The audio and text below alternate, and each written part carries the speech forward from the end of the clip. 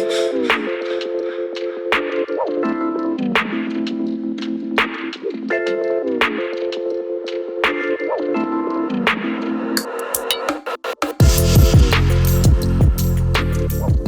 first thing I want to talk about for definite is you went and photographed the protests. Yeah. And was it the Extinction? The Extinction Rebellion. I've seen them in 2 different countries now. Oh, where did you? I went to Munich and they were just marching through the bloody Christmas markets. I haven't put pictures up yet. Right. But they'll be up.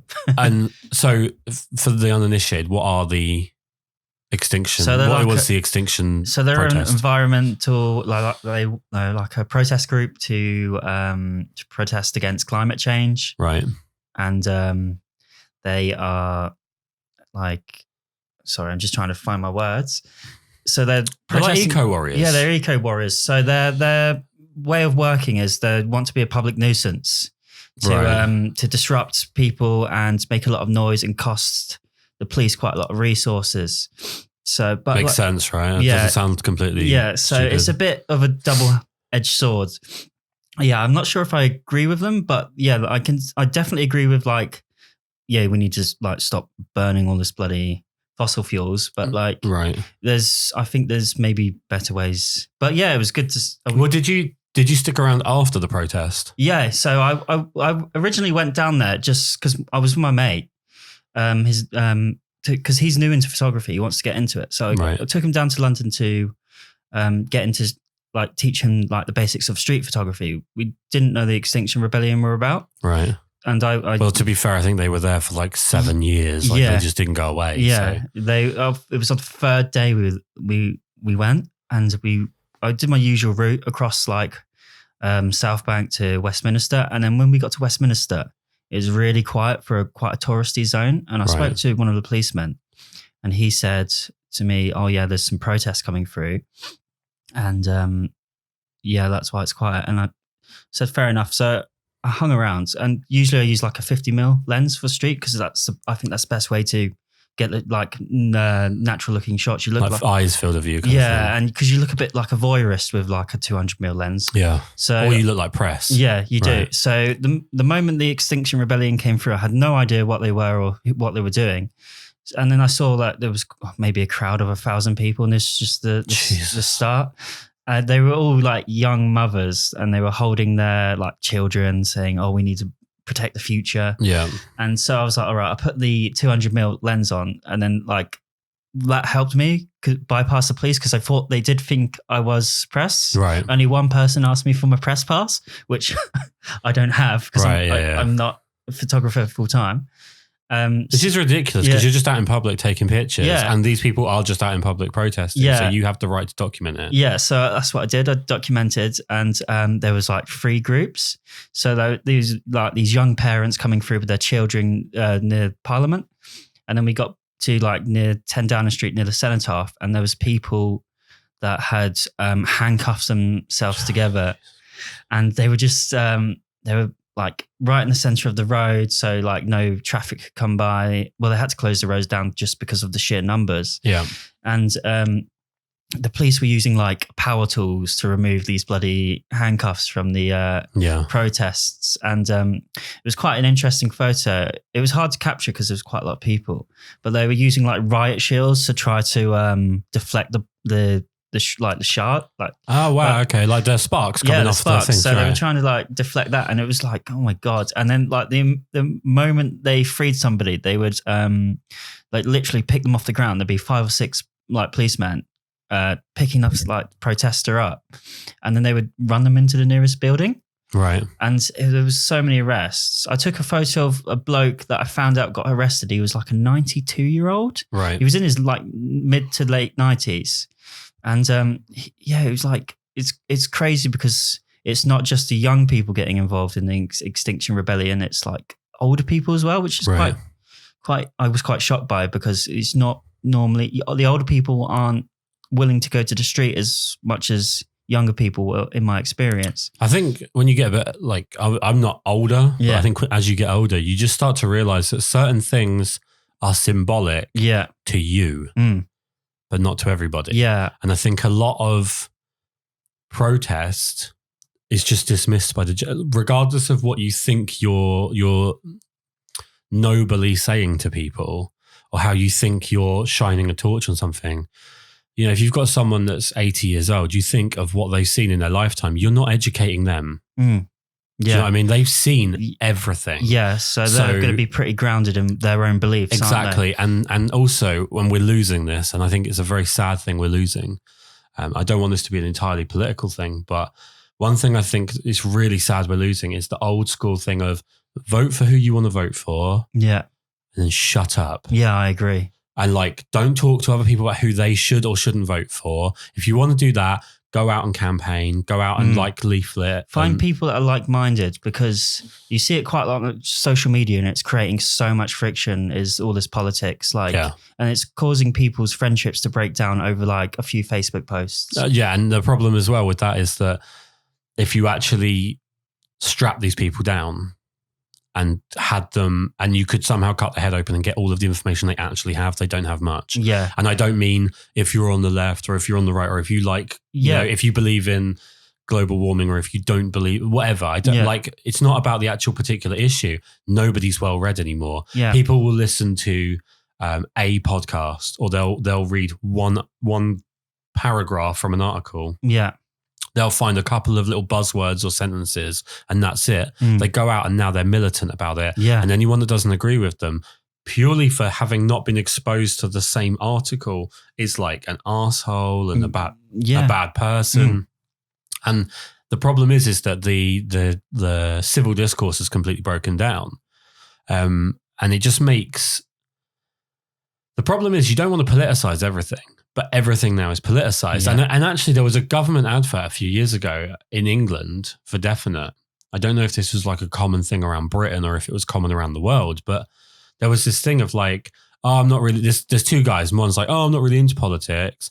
And then it's like, oh, so you're not into like traffic. So you're not into how the hospitals are run. And it's like, oh, actually, I think I am into politics. It's like, great. So now everything's politicized. Yeah. And it makes... Which what they were trying to do, I think, was make people care about certain issues. Like, you should have an opinion. You should be well read enough to have an opinion. Yeah.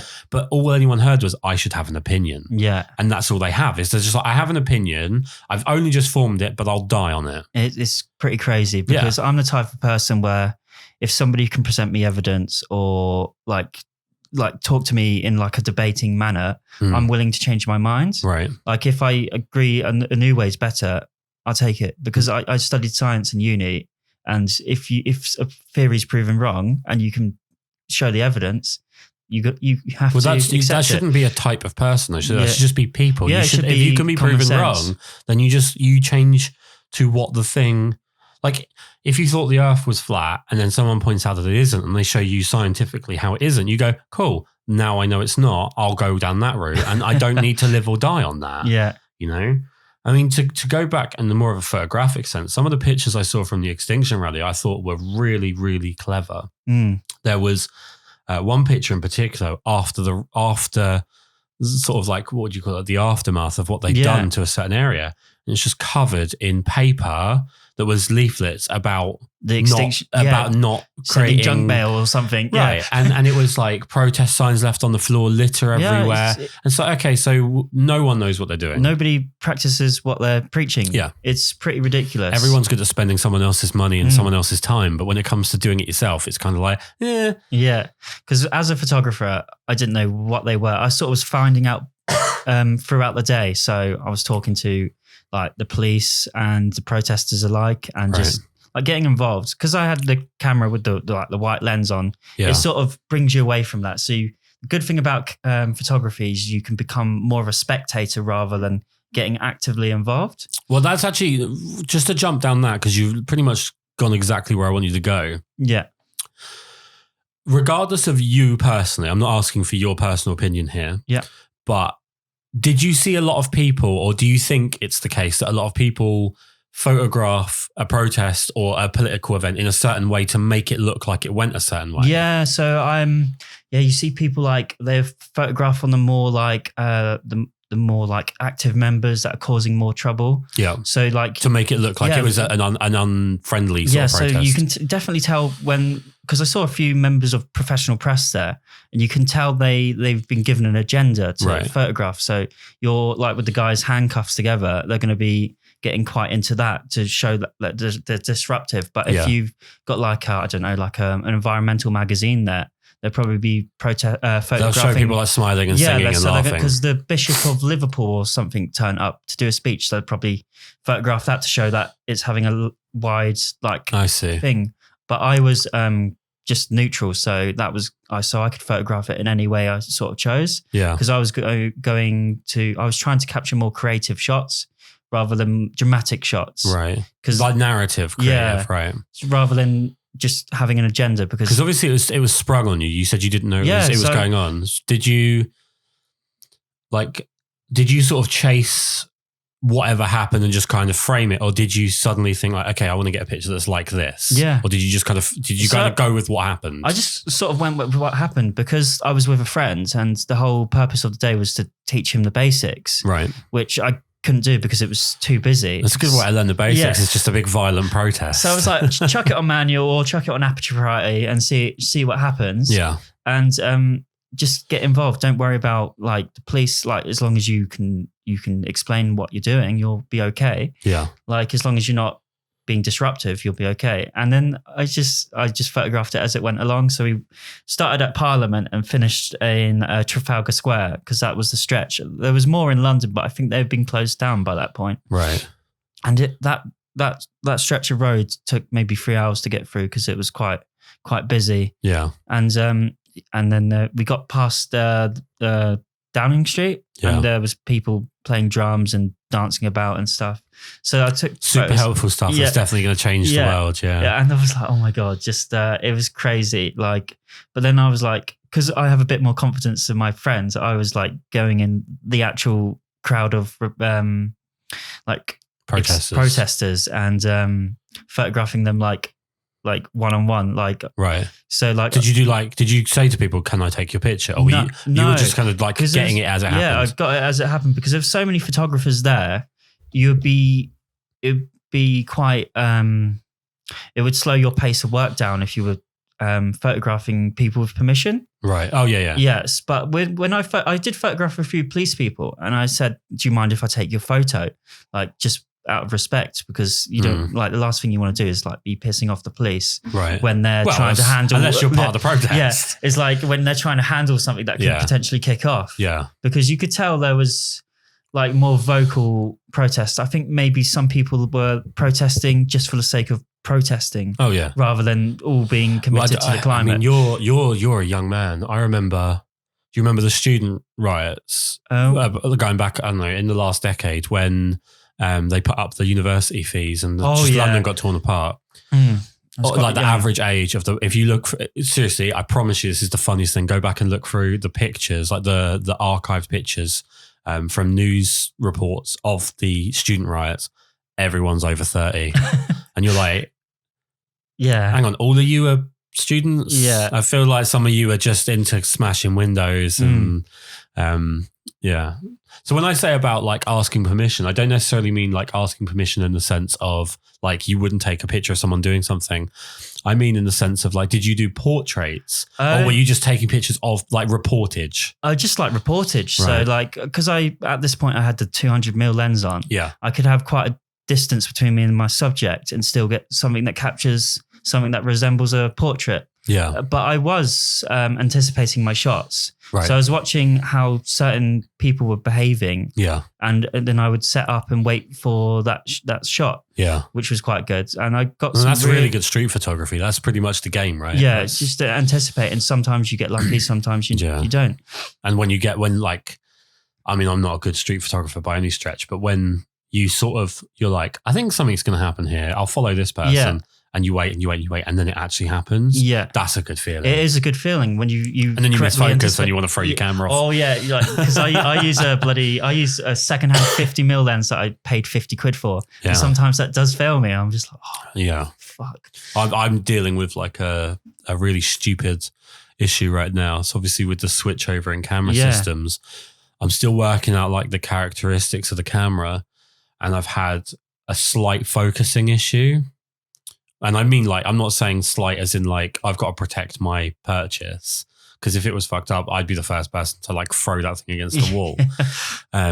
But it's like a really weird trait of the camera, which is if you press the shutter button all the way down, but it doesn't acquire focus, it'll just take a picture. Oh, really? I don't want that. Yeah, because then you're wasting your. Because I've had a Canon for years, yeah. and it doesn't do that. Well, it does a few things. You waste your memory for definite, but on top of that, I don't really know how to say this and not sound like me, but I would call it like photographer's premature ejaculation, where like you're walking and your camera just goes click, and you're like, oh, it doesn't happen all the time. There's just this one thing. I've been working really hard lately. And I'm just stressed out. My camera's stressed out. Look, it's first time. And it's just like a really weird, like fucking annoying thing. And the problem I found like with weddings when I'm doing candids, which is kind of similar to street photography. I always think you have to be quite. You have to anticipate. Yeah, and you have to be quite reactionary. And you have to learn like one of the most important things I've actually been sort of stressing. I did a workshop last week teaching about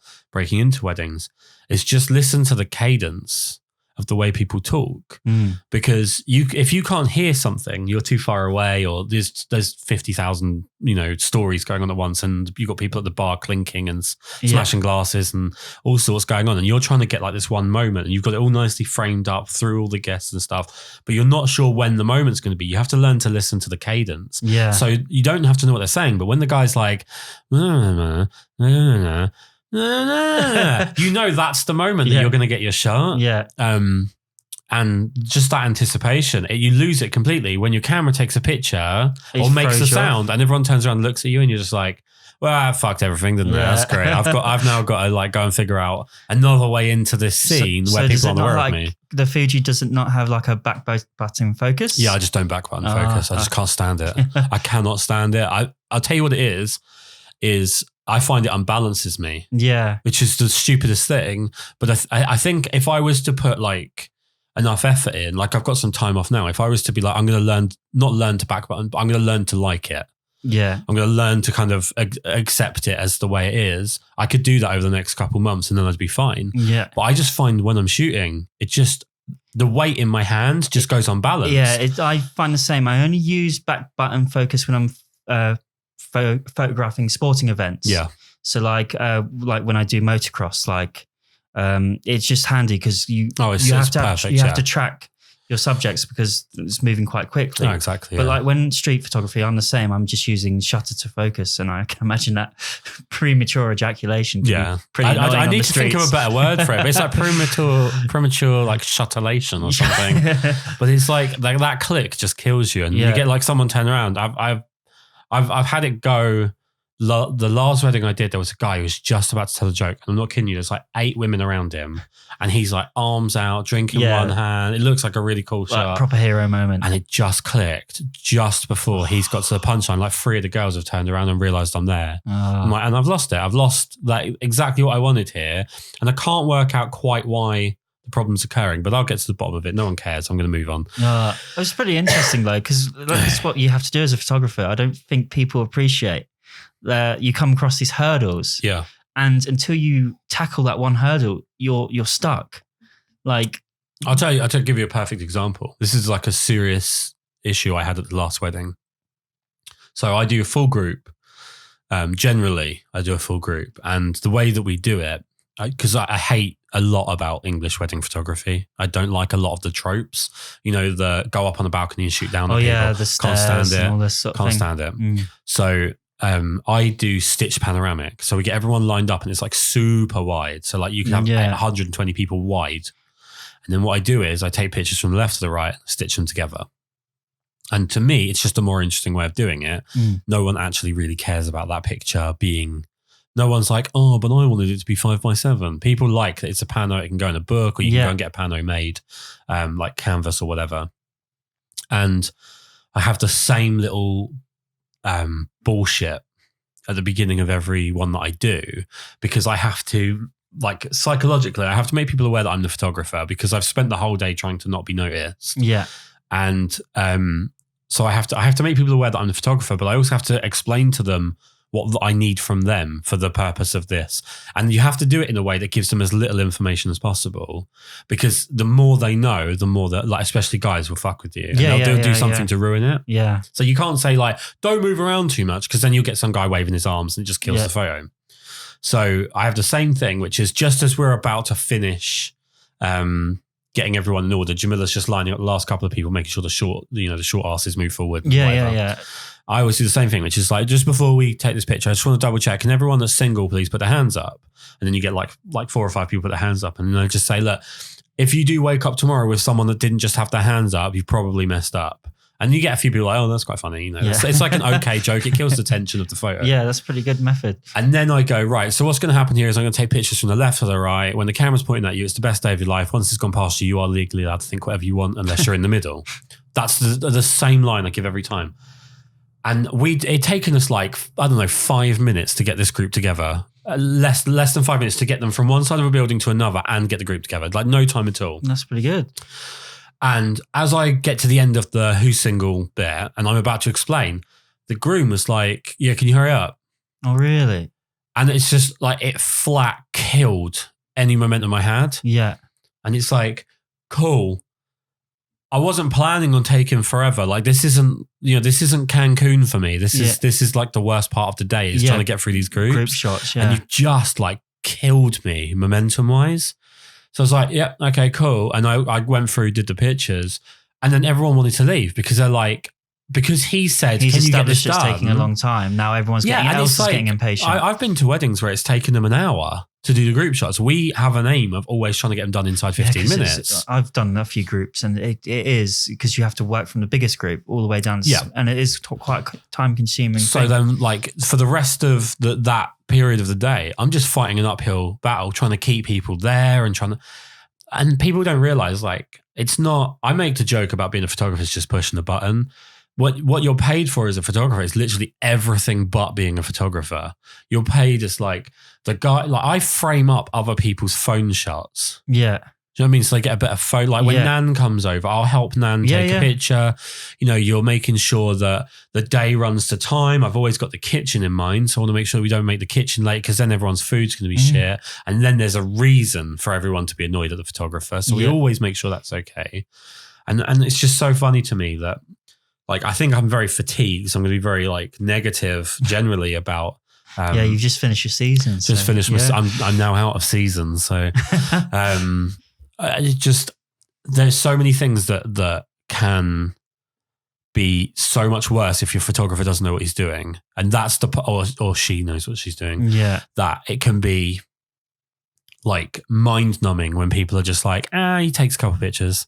And you're like, I've done a lot today. Like I've moved chairs. I've made sure this scheduling happens. I made sure that the cake was moved so you didn't have a fire hydrant behind it. I've made sure that in bride prep, you actually knew to have a piss before you got in your dress, that you were in your dress at the right time. We made sure that dad saw you without like wandering in the room and there was like Sainsbury's bags everywhere. Like we have had to think about a lot. It's a lot, yeah. And like, you get like the florist, and I don't get me wrong, I absolutely love florists. I absolutely love every part of a wedding is fun. But like you'll get like a florist or bar staff or someone that's like, long day. And you're like, is it? Is it? Like I didn't see daylight before I got here and I'm not going to see it when I get home. It is, some weddings can last up to 14 hours, can't they? I think the longest I've ever been out for a wedding was 18 hours, like from leaving the house to getting back in the door. Yeah, because you cover nationwide, don't you? So you have to do quite a lot of travel because we're in the south of England. So if somebody's up north. It was worse a year ago because I was in Sussex. Yeah. So like I had to do an hour. I had to do an hour before I hit the M25. And then from the M25, it's like a nightmare. Jesus. So, and you're obviously, we've talked at length a bit about you kind of wanting to get into weddings. What is it about weddings that's attractive? Well, it's nice because it combines quite a lot of different genres of photography. Yeah. So like it brings like I started learning with street, and I would say there's a lot of skills that translate from street to weddings. You have to like anticipate your shots and have the reactions to capture them. Yeah. But it's like a good way to talk. I love meeting people, and you meet so many different people in weddings, and it's so important because nobody gets married twice. So I quite like the idea of the responsibility. Yeah, yeah. But like at the same time, you mean, just to clarify here, you mean two people don't get married to each other twice. Yeah, because I've done some weddings where they've been married before. Repeat customers. That's when you know you're a good photographer, when you have repeat customers. It's when you know that they're really good at picking a photographer, but really bad at picking a partner. Yeah, but yeah, it's and my mum's a wedding florist as well. Okay, so I see. That's why your face lit up when I said florist, right? So it's just like a nice. So I know a bit about the industry through my mum, but like, and it's just a good way to grow as a photographer because. I also would say it's quite like no offense, but it's more stable than some other industries in photography. Oh, yeah. Like I wouldn't want to be like a photojournalist because you got to compete with people on their phones now. Oh, it's vicious as well. It's like vicious. And nowadays, I think I was being told this the other day. News and pornography have gone down the same route. I thought this was a fascinating comparison. Was that like now? Because everyone has a recording device on them, people just accept the quality of a phone. Yeah. We're just open to it. So now, like pornography studios in America, they're doing well. I'm sure they're not struggling. Yeah. But they've taken a hit because of the amount of like people at home that can just use a phone and then upload. I don't imagine pornography is quite hard to monetize either, especially if you're attracted. Like bloody, have you heard of OnlyFans and stuff? Right, like this? Exactly. So you've got like the way to monetize it, an easy way to record it, and so on. And there's always going to be a demand. It's the same with the news. Like you have an event happen, and someone's going to buy the phone recording that's going to make people feel like they were there, and they don't have to pay as much. So the photojournalist or the video, whatever the video journalist equivalent would be, the AV journalist, they then have to get something like way over and above. Yeah, you have to, like, because when I do street photography in London, like I have to take my laptop with me, right, just in case I do capture something that the publishers might want, right. And you have to like you have to know when you've caught something through the camera, and then you have to run to like somewhere with Wi-Fi and edit it and then send it off. Right. Where somebody on a phone can just take the photo and tweet it to whoever they want to get it published by. I think that's the problem with me, with the idea of me being like a photojournalist. I'd never want to do it, if I'm completely honest. And there's nothing wrong with it. It's just something I don't think my personality is suited for. I would be the person that got the picture of 9/11 and I wouldn't send it to anyone until the 18th. Yeah. Because I was like doing other stuff. I like, that's how bad I would be at doing that as a job. Like you say, like, I'll take my laptop. I just like, it'll be fine. Yeah, I'll just get to it when I get to it. But and I've like, been that's in that the worst position. attitude. And then sometimes, like a week later, somebody might buy a photo or ask to have it published. Yeah. And it's when it comes to photojournalism, street, that will always be a hobby. So I think it's just, even professional street photographers have a hard time monetizing what they do. So, but weddings, like it's a stable industry, and it's just nice environment, because where I work, it can be like quite morbid. So I work in healthcare. Yeah. And not currently, but in my past, I've done quite a lot of end of life care. Right. And weddings it's just the polar opposite of that, because you're photographing somebody that's beginning their life rather than what I'm used to, where they're coming to the end. Yeah, no. So I understand completely. It's quite a nice transition away from that, and it balances out the life quite nice. Yeah, I think there's a lot of. I don't think there's another area of photography that's talked about more inaccurately by people that don't do it. Yeah. That's the one thing with wedding photography. I very rarely talk to other wedding photographers. Unfortunately, they tend to be quite territorial, and everyone's kind of scared that you're going to come and take over their territory. If I'm going to do it, I'm going to do it. If you're going to take over mine, you're going to do it. Us talking to each other wouldn't change that. No, that's one of the major hurdles I come across, like at this moment in my career, is because I haven't photographed many weddings. I want to second shoot. And I'm willing to second shoot for people for free. Yeah. But I find it difficult to get responses from people that are willing to take on. Well, people generally are just terrified. I think, well, I mean, what was the recession? 2006, 2008? Yeah, around that time, yeah. I think people are terrified that like it's a really good time to be self-employed. Now is a really good time. Because, you know, social media makes it very easy to market yourself, and lots of industry insider stuff is now open to the public. So you can be completely new to doing something, but you can learn a lot in a very short amount of time. Yeah. And you can learn as much as you want to learn as well. I think people are very scared to lose their business. And I also think a lot of people spend And I always talk about social media, and I've got to learn to stop doing it. This year's been my obsession. And I don't mean an obsession in the sense of being on it, but I like from a psychological point of view, I'm fascinated by people on social media. Well, the Facebook is built by psychologists, isn't it? Like the social media is like, there's a lot of psychology to just keep you scrolling. Well, I think the problem with being self-employed and social media is that, and if you work in a positive industry, and there are obviously, like you say, there are negative industries as well. But if you work in a positive, where everything has to be positive and smiles and arm waving, is that you don't want to put out that something was hard work, or that something was difficult, or that something's not to your taste, or that you don't know something. Like those are all the things you can't put out there. Yeah. And in the old days, you just didn't put it out there. Yeah. But now, basically, if you reverse engineer every tweet or Facebook post you see by a company, you see what they're actually saying, which is they're telling you their weakness. Yeah. The more they brag about something, the more that they are padding a weakness. Yeah. So when you have like a second shooter come along to a wedding, like you get asked some bizarre questions, like straight up. Like I've never been asked such weird questions as I have by second shooters. And sometimes you have to deal with really bizarre behavior. I've had one I can think of this year, which took some time to recover, if I'm completely honest, because like, you're just like, I don't know if I could put up with that at that could damage my business. It was that bad. Yeah, oh yeah. And where people are so keen to seem like they know it all on their like social presence, when you're then in a position where you've got this person who's outside of your comfortability circle and they go, well, why don't you do it like this? And you don't have an answer. Yeah. That just crumbles that little sandcastle you've built your whole business on. Yeah, because everyone has their style. Like you look at most wedding photographers and they all have a style where you can recognize their image and tell who shot it before you see the name.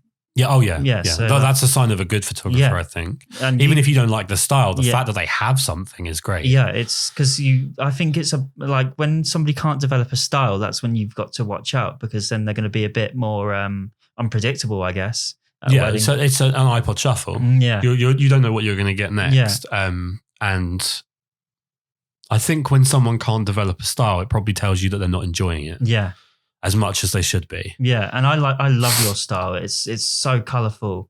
It's like it breaks the mold a little bit, because most wedding photographers I see on Instagram, their photos are quite almost overexposed. Right. And yours are very clear and I love your like lay flats and oh, that's all Jamila. Yeah. Gotta give props to Jamila there. Yeah, she does some good work. She's a talent, honestly. But like I love your style, and because we met maybe 2 years ago at one of your workshops. Right. And it was one of your images that made me decide to come to your workshop. I think it was, I think you told the story and you had to get in like the lake, not the lake, but the rock pool to it was in Devon. I had to get in the sea. Yeah. Yeah, up to my waist. And it's such a good show. And that shows your dedication as well. It also shows I don't plan very well, because I didn't have spare shoes or trousers. So that, like with 4 hours to go, I was just walking around like a complete twat. Yeah, no, it's always nice when like, so thank you. It's nice to have like compliments about your style and stuff. I do worry,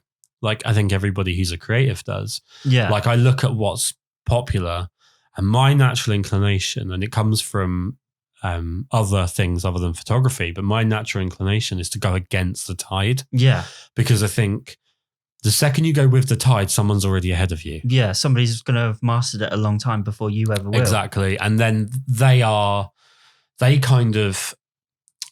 ahead of the trend and they become the trend setter. And then it's like, okay, everyone's doing like at the moment. So to completely go off of wedding photography, but photography in general, these like absolutely trendy photography memes. Yes, the pictures of cameras in hands and lens balls and bloody it's horrible. Like, right, and if you now bought into it like today, so whatever the date is today, like say the 10th, I don't know, it's like 10th of December, say 2019. If you decided I'm going to get into like lens balls and smoke bombs and pictures of Sony's close up, like how many hundreds of thousands of idiots are already doing that stuff. Yeah, and I used to quite enjoy that type of photography until I realised how bloody trendy it was. Yeah. Like I followed a guy called David Wallace on Instagram, and I think he was a trendsetter. Like I was following him maybe 5 years ago, And now it just seems every other photographer, YouTubers especially, are doing this style. Yeah. And it's just like... YouTube's a tough one because I think YouTube is dangerously close to killing photography for a lot of people. Yeah, they say if you don't have like a Sony A7 Mark III or whatever it is, then you can't be a photographer. Yeah, and like there's a load of emphasis on gear by the people that are making money out of telling you what gear to like. And there is a distinct lack of skills, all over. Yeah. Like all over. And I'm by no means am I the most skilled person. Like I sit like the last week. So I finished my last wedding last Saturday, last one for the year. Don't have another one till mid-February. And every night this week, I have had at least an hour of like reflection, of sitting down and taking notes on what I want to work on, what I want to change, how I want to improve, what I hate about myself at the moment. And I'm trying to figure that out. So it's not me being like, oh, I know everything, because I'm like a million miles from it. Yeah, you want to develop, you want to get better. But you look at some people on YouTube and like, if you took away shallow depth of field and a sexually attractive woman, then they're not a photographer anymore. God, they've got nothing. They've got like nothing. It's the same, the video equivalent, because I watch a lot of videography stuff as well. Not because I have a particular interest in it, but I think videographers have a very different way of framing stuff. Yeah, I tried it and it's so difficult. Yeah. I think you have to have it's the difficult mindset. to be good. Yeah. Yeah. It's easy to like point the camera at a thing and record it. But their equivalent is the slow-mo. Yeah. Like the stupidly slow-mo. It's like, great. It's taking like 15 minutes to show me something dropping onto a table or whatever. But at the end of the day, what have you shown me? Yeah. The slow-mo hasn't done it. It's Zack Snyder slow-mo. It doesn't do anything. It's just cool, man. Yeah. It's like, cool close-up. I mean, with respects to like street photography, I've always said to people, if you're interested in weddings, the best practice is street. Yeah, I would agree. Because you're doing the same thing. You're trying to create visual narrative out of one frame. So you're trying to tell something. There has to be something to the story that you're telling. Yeah. And you don't have the control like you don't with a wedding. So many people, when they want to get into weddings, the first thing they do is they go and book like a model to wear a wedding dress. And then they take pictures like, awesome, have fun. Yeah. Like have the best time trying to figure that out. They're going to struggle because a wedding happens quickly. You won't have the time. Yeah. You won't have the same energy. You'll have someone who's less comfortable in front of a camera. You've also just put off 90% of your market because you've used a model. Yeah. And other women, not to completely tar with brushes, but generally women will not want to see pictures of models. They'll want to see pictures of real brides. Yeah, average people. Yeah. Rather than just like... So you've basically just countered any chance you had of making progress. You've just wasted a shoot to end up with a pretty picture so that your auntie can tell you you're the best wedding photographer in the world. Yeah. And then with street as well, you're also learning how to interact with people you've never met before. Yeah. Whether it be positive or negative. Sometimes you have to like try to defuse people that don't want their photo taken. Yeah. And you say, "Oh, I'm really sorry. I'll delete it." And you show. See, that's where you're wrong. That's not what you do. Is you learn how to say, "Sorry, I don't speak English." Oh, right. In any other language. And then generally I'd suggest Hungarian because no one speaks Hungarian. And then record on dual SIM, not dual SIMs, dual cards. Dual cards, so you don't so you don't lose one of your images. I think generally, as long as you're not an intrusive dickhead with like, if someone's crying and you're like in their face taking a picture, or like a personal bugbear for me is like homeless people. Oh yeah. People really overdo the homeless thing. Yeah. I mean, maybe not as much now, but I remember I got into photography, 2013, and it was like the thing. Like everyone was, I'm a street photographer, and it was just like a bum on the floor. Yeah. Oh, it's so artistic. There's so much story. There's so much narrative. But yeah, it doesn't show anything unless you're like, I don't know, like if you're actually showing that person how they live rather than you've just said, here's a $5, mate. Can you hold up a sign or something? Yeah. It's like, there's no art there. Like, no. And then like you can, is what I like about street photography as well. When somebody sees you've taken a photo of them and then you can see they're flattered that they're good enough to be a subject, right? And then you give them that like cheeky nod, and then they like give you the thumbs up or whatever. Yeah, and that's always good. Well, I've had a couple of like, I've never had a particularly bad interaction with street photography that I can remember. I like to ask people if I can take a portrait because I just think that they look interesting. Yeah. I'm not, by no means am I good at street photography at all. One of the main reasons is because I just can't really focus on what it is I want to get. Yeah. With a wedding, it's kind of obvious. Yeah. Whereas with street, I've got too many options and my brain is just too short of an attention span where I'm like, there's a thing. Yeah. Someone jingles some keys and I go off in another direction. But one of the best things about street photography with relation to weddings and how it helps is exactly what you're saying and I think I talked about this when we first met, was the most important thing is that you get comfortable being uncomfortable. Yeah. Because there's going to be times you have to take a picture when someone's staring at you.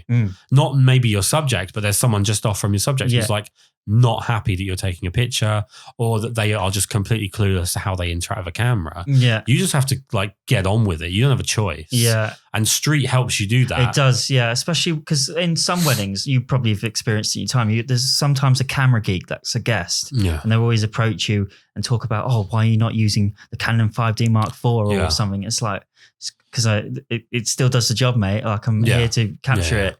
Like they hired me, not you. Like Well, like I've always had like two sort of solutions or two ways of dealing with the negative side of a camera person. Yeah. The first is you just give them enough rope. Yeah. And they'll hang themselves. Like you just get like you say, like, oh, I'm surprised I didn't book you. Yeah. Do you do wedding photography? And they're like, no. And you're like, oh, okay, cool. So like, that's the best way to, you've deplatformed their authority. That's the first thing. The second thing, and it's like, I had to learn how to do this so I wasn't so abrupt with the way I did this. Yeah. But when I've had people like tell me how I should be doing stuff, I hand them the camera. Yeah. That's like, that's crack an amazing on, mate. You method. crack on, mate. I'm going to go get a drink. Yeah. And then they're like, oh, no. It's like, oh, okay. So I'm good. And you can I go like and that. get a I drink. might use that in the future. Well, the first couple of times I did it, the problem I have is that because I shaved my head and I've got the beard and I used to be a bit fatter, I'm at least losing a little bit of weight. I wouldn't say like I'm a loud person, but I'm not afraid to talk when I'm spoken to. You've got that charisma you need. When I would do hand the camera over, it was seen as really aggressive. Like I was basically saying, fuck you, I'm going home. Yeah. And my point was kind of like, you think you're so good at this, you do it. And I'll go get a Coke. That was kind of the point. It was kind of like, it's a bit playful, but I wasn't coming across as playful because I'm too deadpan. So I've had to learn to smile when I do it. Yeah. And then it's fine. Then people will like shrivel, but also they'll understand that you're making a joke. Yeah. I remember I think the second time I ever did that, the guy was like, oh, so you're going to give them their money back then? And I'm like, oh no, this didn't play out how I thought it would. I'm joking because you're being a dick. Yeah. It's since I've switched to Fuji, one thing I will say is the interactions have been a lot more positive. Like when camera people come over and they talk to me about cameras, it's been more it hasn't been entirely positive. I had a really funny one 2 weeks ago where a guy was like, are you just starting out? Which I thought was because the Fuji's a lot smaller than they're smaller and the lens size is smaller, which I think is the main thing. Yeah. And oh my God, it was the funniest comment. Yeah. Like genuinely, it was a freezing cold day. I was soaking wet and it was like one of those days where the wedding planner had not done their job. Oh. So there was like huge gaps with nothing to do. And I wet myself laughing when he said, because he said it so earnestly. Yeah. And I just like, not in like a kind of like, oh, I've got to protect my I thought it was fucking hilarious. Yeah. Also, like to think about it, if I was to go up to someone and say that, I'd be like, oh no, that's like a really rude thing to say. Yeah. But he said it so earnestly. It was beautiful. It was a lovely moment. It's quite funny because people often like associate the size with your skill. Yeah. And I know idiots that can afford like 5D Mark IVs and like 200mm lenses. Yeah. So it's nothing to do with how much you can afford. It's how much you actually know. Yeah. We did a wedding this year in Southampton, and there was a guest there who was a bridesmaid's husband, and he had, I don't know Leicas, so I'm going to get this wrong, but like a Leica M10, like the most expensive new Leica. Yeah. Like fresh out the box that week. Yeah. And a 5D Mark IV and like a few lenses. I think I saw him take 3 pictures all day. Oh my God. Like he didn't use it. He just put it down everywhere he went. So it was like visible. You want people to know that you could afford a 20k camera sort of thing. Yeah, exactly. And the other photographer that was there was like obsessed that this guy must be amazing because he's got this camera. Well, maybe not obsessed that he's going to be amazing, but obsessed that he had this camera. Yeah. And he went over and said like, "Oh, are you a photographer?" And the guy was like, "No, not really." So it's like, it's not indicative of you being good at anything. No. Like there's a lot of shit drivers that have nice cars. Yeah, definitely. Because I learned my photography on a point and shoot, and then I upgraded to, I don't know if you know Nikon, but I used a Nikon 3D, what is it? It's a D3100. Yeah. Which is like, it was like a £200 camera with a kit lens. Yeah. Photographed that with that for 3 years. It's like the Canon 550D. Yeah, like of, Rebel sort of equivalent. And I now use the 5D Mark III, and it was stepping stones, because you have to afford these things, because it's not cheap, is it? No, God, no. No one's ever got into photography because it's cheap, unless they were into space travel before. No, it's. I mean, one of the sad things about the like democratization of the prices of camera stuff, like how it's not cheap, but you can certainly get into it for cheaper. Yeah. Is that there's not a lot of good stuff about. No. There's a lot of people that are very casual with it, but very loud. So you see a lot of bad photos. Yeah. And there's obviously going to be a few things that are always going to get attention. Like I always find it funny when girls who take their clothes off on Instagram are amazed that they've got 100,000 followers. Yeah. It's like, it's pretty obvious. Yeah. Like, can we figure out how you've ended up in this position? It's so confusing and hard to figure out. If only we knew Sherlock Holmes, he could tell us what was really going on here. But I think Instagram's cracking down on that a little bit now, which is good. Oh, mate, when they kill the likes in England, when they kill the view of the that's going to be the funniest shit. It's going to be so good. I'm going to buy some popcorn. Yeah. I'm just going to enjoy Watch a whole day of YouTube drama. It's going to be good. I can't wait. Because I know several people that if you were to take, if Instagram went bust, I know it can't, but let's just be theoretical. Yeah. If today Instagram went, we're out of money, gone, and they deleted the app, I know people that would have to be put on suicide watch. Yeah, because they've got nothing else going on. Some people live on Instagram, and these influencers, they're just crazy. I had a guy, influencers in brackets, contact me. He was like, "Oh, I love your stuff. I've been following you for a while. You liked my page like a day ago." And he's like, "I would love you to photograph me." And I was like, "Yeah, that's cool. I don't do paid shoots. I collaborate." Right. And he was like, "Oh, that's fine. We can collaborate, but you just need to buy me a hotel and buy my travel." I was like, "Wait a second, mate. You contacted me." Yeah. Yeah. It's these influencers the tide are a bit goes out of in that. Yeah. I mean, it's not a real word. Yeah. It's been like my goal this podcast season was to get someone in who is solely an influencer. Yeah. And basically have them fill in the blanks for me. You cannot get them for love nor money. Yeah. Because even though they're doing nothing Monday to Friday at all of them are like, yeah, I'm going to need a fee. And it's like, no, you don't. You need 20 quid to tell people to drink a tea that gives you diarrhea. Yeah. You don't need a fee. Yeah. It's just you, like, maybe I'm goading here. But I think a lot of it is like, it's not a real thing. Yeah. I'm going Definitely. to, like the ones that I'm speaking to are people I know. It's like, I'm going to bite on certain things. This just won't be very it won't be easy to like face tune this interview. No, they will shy away from anything that brings like criticism or like challenges them. Yeah. And they're not going anywhere. They're here to stay now because of how big social media is now. Well, it's what's going to be next. That's what's amazing. Oh, yeah. Like, I mean, I remember Facebook coming up and that being a big thing. And now obviously that's just for like old people like me. It's just people just go on Facebook now. What is it now? TikTok. Oh, mate, honestly, I've just started watching the bad ones on like YouTube. And you're just like, we got like a problem. There's something in the water. There's there's a lot of them evolution's going backwards now. Yeah, I think it's trying to kill us off a little bit.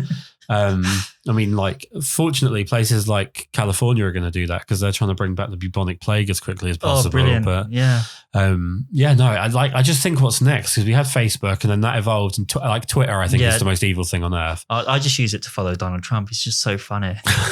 Well, I think the problem with like, so Facebook to me is a conversation where no one listens to each other. Yeah. Twitter is the same thing, but there's no illusion. There's no pretending it's a conversation, it's just shouting. Yeah, it's literally that. And then Instagram is just showing people how how good your life is. Yeah. Yeah. That's basically it. So what's like the next evolutionary step for it is what's crazy to me. I think, I don't know. I think there's a big tumor of politics on the side of it, which is like, depending on how the next few years go with how whiny people get and how victimized people want to be. Oh yeah. That could change where we go with it. But from a photographic point of view, I feel like YouTube is dying a little bit because the bigger names, I think people like me, I want to say that I've done my bit here. I'm definitely not someone that talks myself up at all, but I've done my bit in exposing or at least vocalizing my disdain for people that are mediocre salesmen. Yeah.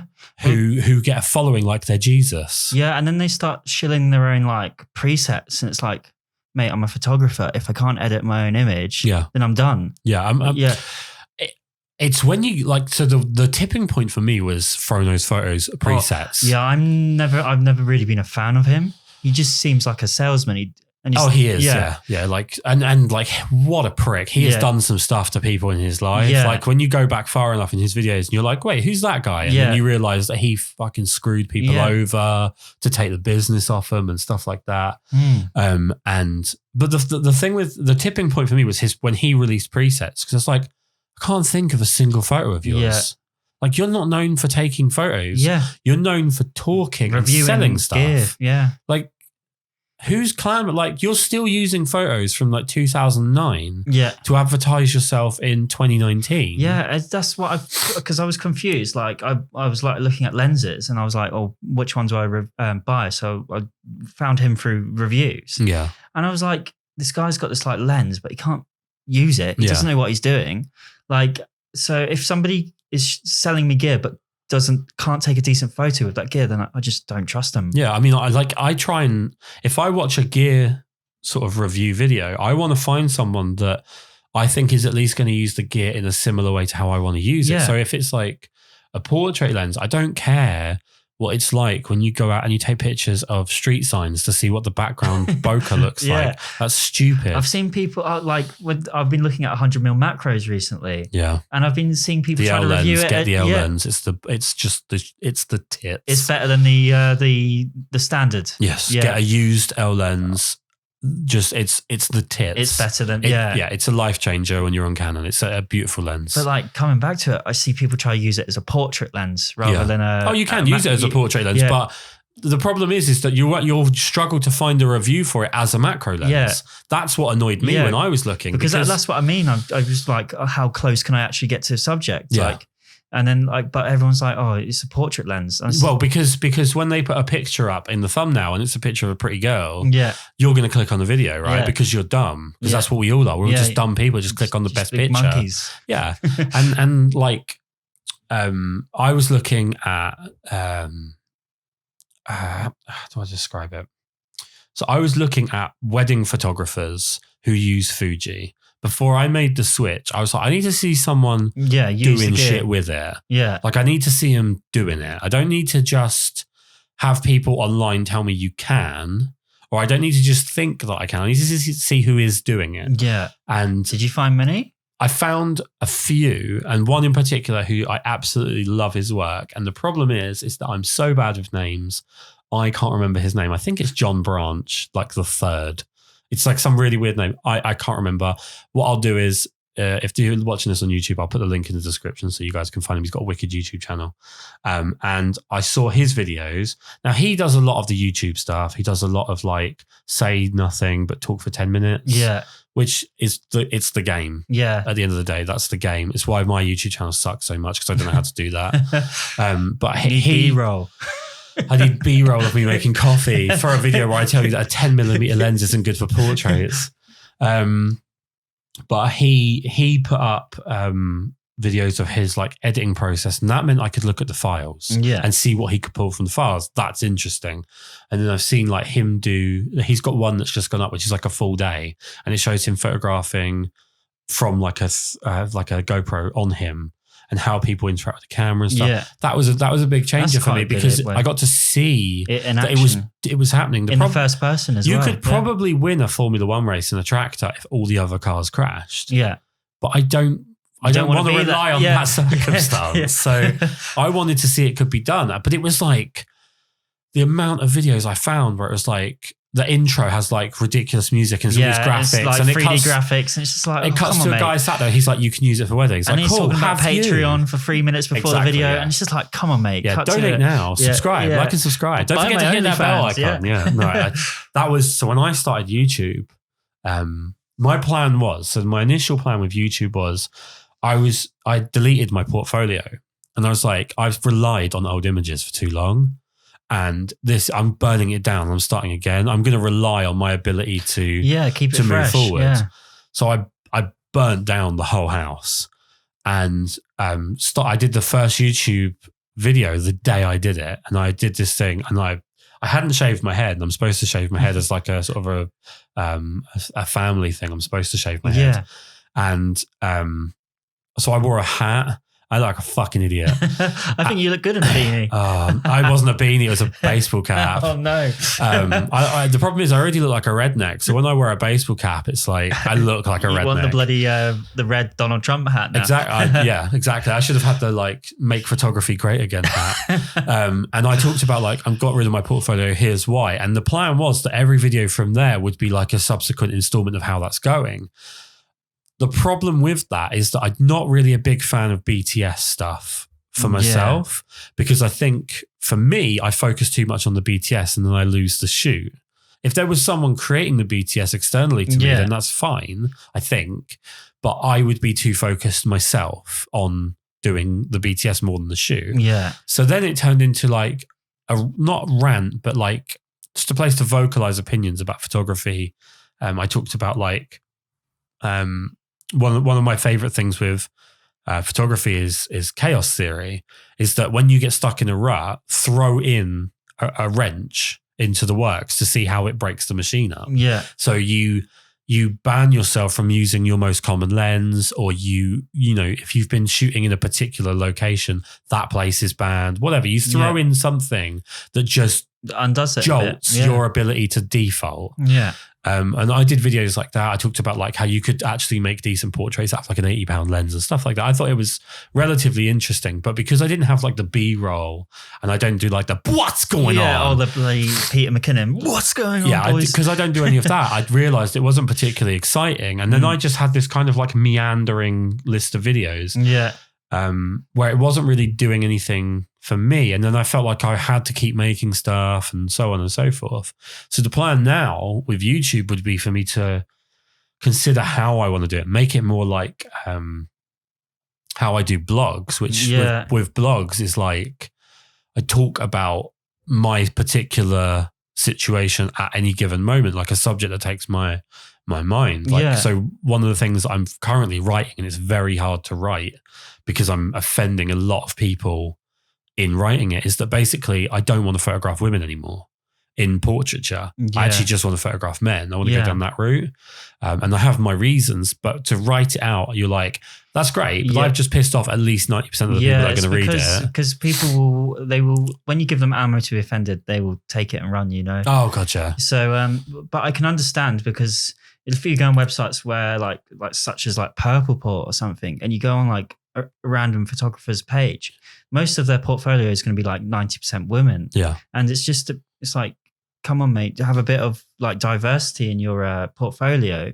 Like, you just ignored 50% of the population. But that's what annoys me about these photography forums is like Purple Port especially will run competitions, and it'd be like, seaside landscapes, and it'd be some naked woman on a rock. And it's like, how is that a landscape? The best thing with the Purple Port competitions is it could be like you say, seaside landscapes, and then there'll just be a picture that's in a studio of a dick. Yeah, and it'll win. And you're like, wait, not even in any form of interpretation have you ended up here. Yeah, you haven't even made the dick look like a cliffside or something. It's exactly. Like, it's not even like abstract. It's just a dick. I mean, I find that website, I don't know. I had someone say to me that it's North Korea with tits, and I thought that was a good way of describing it. Like, go on the forums, they're pretty militant over there. Yeah, and you know, I remember years ago there was a few years back there was a guy who made a really horrible racist joke in the forums, and then obviously And I mean, like, I don't mean 2019 racist. I mean, it would have been racist in the 80s. It was that racist. Oh my God. And obviously loads of people kicked up a fuss and had a go at him. And then they banned the people that were having a go at him because they were like over the top about it. Oh, really? But it's like, you also need to ban the guy that start with the guy that did the fire and then we'll deal with the people that sprayed the water. Yeah. Like, let's start there. Yeah. Very bizarre place. It's great. I think a great character study into how people can become megalomaniacs from no success. Yeah. It's pretty crazy, isn't it? And like, you see people with like 15 negative references and one positive, and they'll be like, oh yeah, my rate's like 50 quid an hour. Yeah. And you're like, hang on, you won't even turn up and you expect a deposit. Yeah. Oh God. Yeah. PayPal me. Yeah.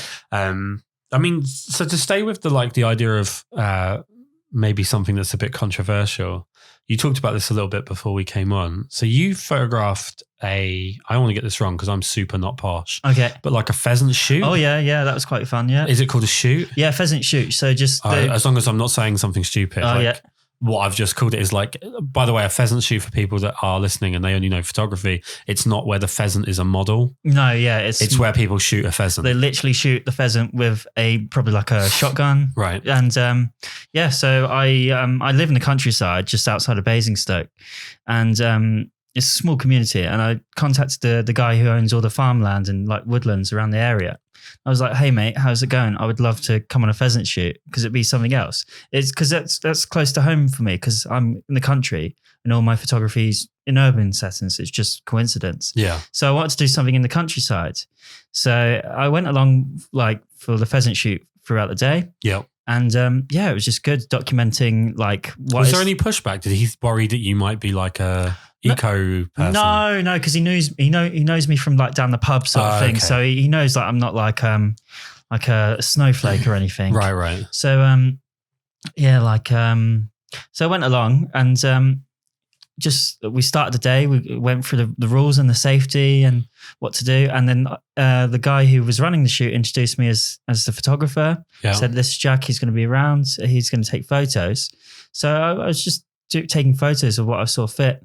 And at the end of the day, one of the blokes just said, just be careful where you put these online. Right. And he was like, yeah, I'm being serious because, and I know myself because like I know what the internet can be like. Right. And it was quite a good fun. And I would love to do something like that again. Yeah. Because there is a category in photography. I didn't know about it until after the shoot.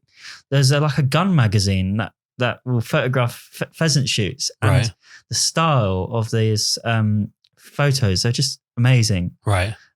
But yeah, some people get upset, but with me, my morals are... People with iPhones get upset. Yeah. People, it's just like, definitely. I have an iPhone that's not a slight towards iPhone users, but it's the idea of being very selective with your morality is the problem. But if you're going to eat it, at the end of the day, we're not just killing these birds and like leaving them on the ground to rot. I also imagine you probably didn't kill 3.5 million or something. It was like a pheasant or two pheasants or whatever. He wouldn't let me use my flamethrower during the shoot. No, I couldn't burn down the bush. You were just throwing sulfuric acid at them. But it's what I liked about what I saw of the images that you did. You definitely need, to. This is just literally a one-to-one thing here. Yeah. But you need like a blog or you need a link rather than showing images on Facebook because Facebook is designed to make photographers sad with the way it compresses stuff. But if you have like a link to a photo blog, then that would be wicked. What I loved about the photos that you did was there was like narrative, like I always talk about scene and detail. It's like a big thing. You have to set the scene, you have to tell the story, and then the details are like the close-ups, I like the details like of the guns. And that's what I thought was really cool was that like it wasn't just here's a guy. Like a lot of people I think would be prone to attaching to the hero shots a gun being fired. I mean I've nothing like this, but I photographed Jamila shooting in Vegas. So she went to a shooting range and I photographed her, and I realized afterwards I just spent like an hour trying to get one photo of her where the flash of the muzzle was going as she shot, and I got one. It's like, great. I did nothing else that whole time. Yeah. Like I was so obsessed with that one thing. I was trying to get that as well because I was using like quite a high shutter speed. I wanted to capture the pellets because I've seen this on the internet, but like no luck there. But at least I still got like the smoke coming out the end of the barrel. Yeah. And that's what I'm like.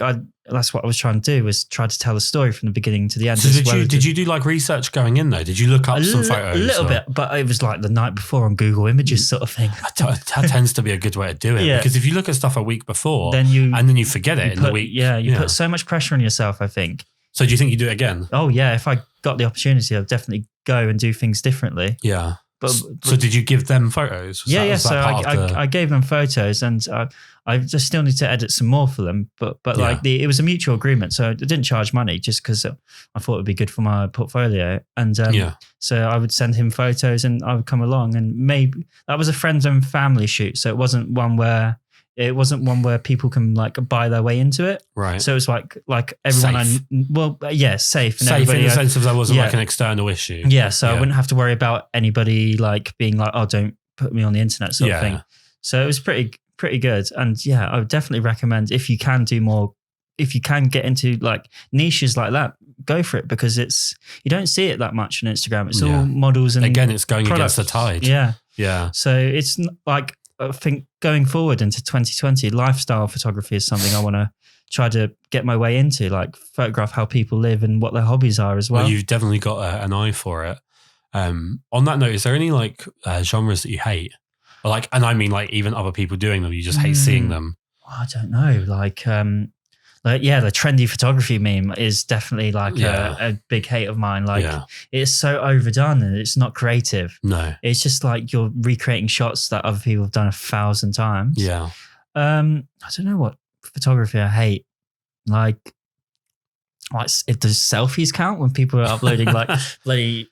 Well, I think we learned last week that they make up about 4 times the amount of photos that are taken. Oh yeah, the camera club. Yeah. But there's nothing I hate as much. But the one thing I don't enjoy doing myself as a photographer, I don't like photographing children or babies. Right. So if somebody approaches me asking them to photograph their like newborn, I will, unless like they're family or close friend, I will usually decline. Yeah. Because it's not something I enjoy. It's just, there isn't any. Have you seen like the Americans? It's definitely more of an American thing. It's everything bleeds in over here. Yeah, it does. Yeah, where you have like literally they're like fresh out the womb, basically, like a couple, maybe a day or two later. Yeah, and they'd like fold them up and put them in like poses. Oh yeah, and like while blankets. They're asleep. It's like it's here's a horrible story. Yeah, horrible story.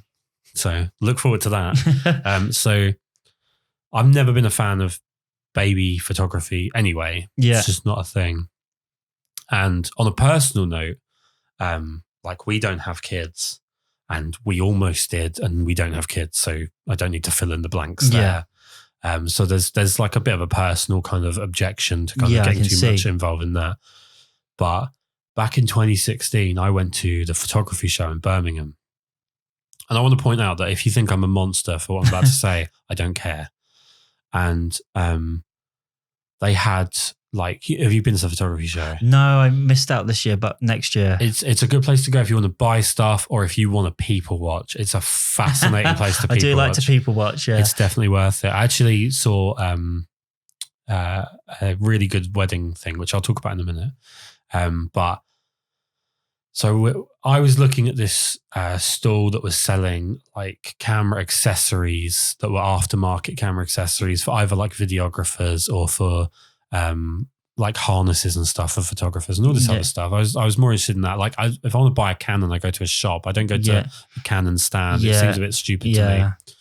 And the guy next to me was I wasn't with him. He was making this real fuss over something that was happening behind me. So I turn around. And at face value, there's a baby photography franchise thing, which is where you buy the brand name and then they will get you work in your area. Oh, I see. And they take a cut of what you get. Yes. Kind of like how McDonald's is run. Yeah. A lot of people don't realize McDonald's is like franchise. People can buy a McDonald's. Yeah. So I'm like, okay, baby photography. It seems like you're being a bit of a twat about this. Like it's babies. And I went back to doing what I was doing. And this guy was talking to his wife and he's just like, I can't believe they'd have that here. So what the fuck is this guy talking about? Yeah. So I ended up like getting pissed off and ignoring what I wanted to do just to go and find out what he was talking about. Yeah. So I walked over to this baby thing, and what it was photography for stillborns. Oh my God. Now, this might be that I am a horrible person for thinking this. Yeah. But to me and to my experiences, I don't like that there were pictures to advertise it. Yeah, that's what I would say. That's pretty dark, isn't it? If that's a line, if that's a lane of thing that people who have gone through certain things like, then fine. I can understand why somebody might want that type of photo. Absolutely. But where would you even begin to publish your portfolio? Yeah, right. Like the problem is that this is 3.5 years ago, and I am still asking questions. Yeah. Like, where do you announce that this is what you do? Yeah, like, and how do you come to the point where you're like? Because the thing is I'm really sorry for this. That's all right. But if you want to show that you are good at portraits, you can book a model. Yeah. You can't book a model there. Do you see where I'm going with this? Like, how do you even approach people? Like, do you like hashtag it on Instagram? From what I'm told, it's a hospital thing. Oh, You'll get in through the hospitals and stuff. Oh. And again, that's totally fine. My biggest objection to all of this, at the end of the day, if it's not affecting me directly, and I wish more people would think like this, then just don't worry about it. Yeah, yeah. My objection to it was the 6-foot-high pictures that were at the photography show, that were at the photography show. Yeah, and like it was so staggering. So I was there for 2 days. Yeah, 2 full days. It was so staggering to me that halfway through the second day, and I saw this at the beginning of the first, I was still like, "Fuck is going on?" Yeah, it's so weird. Yeah, like, maybe it's a thing, and maybe I'm the weird one. But like, there's like Reddit. There's some like dark subreddits out there that showcase this sort of thing, and I've accidentally stumbled across it on the random button.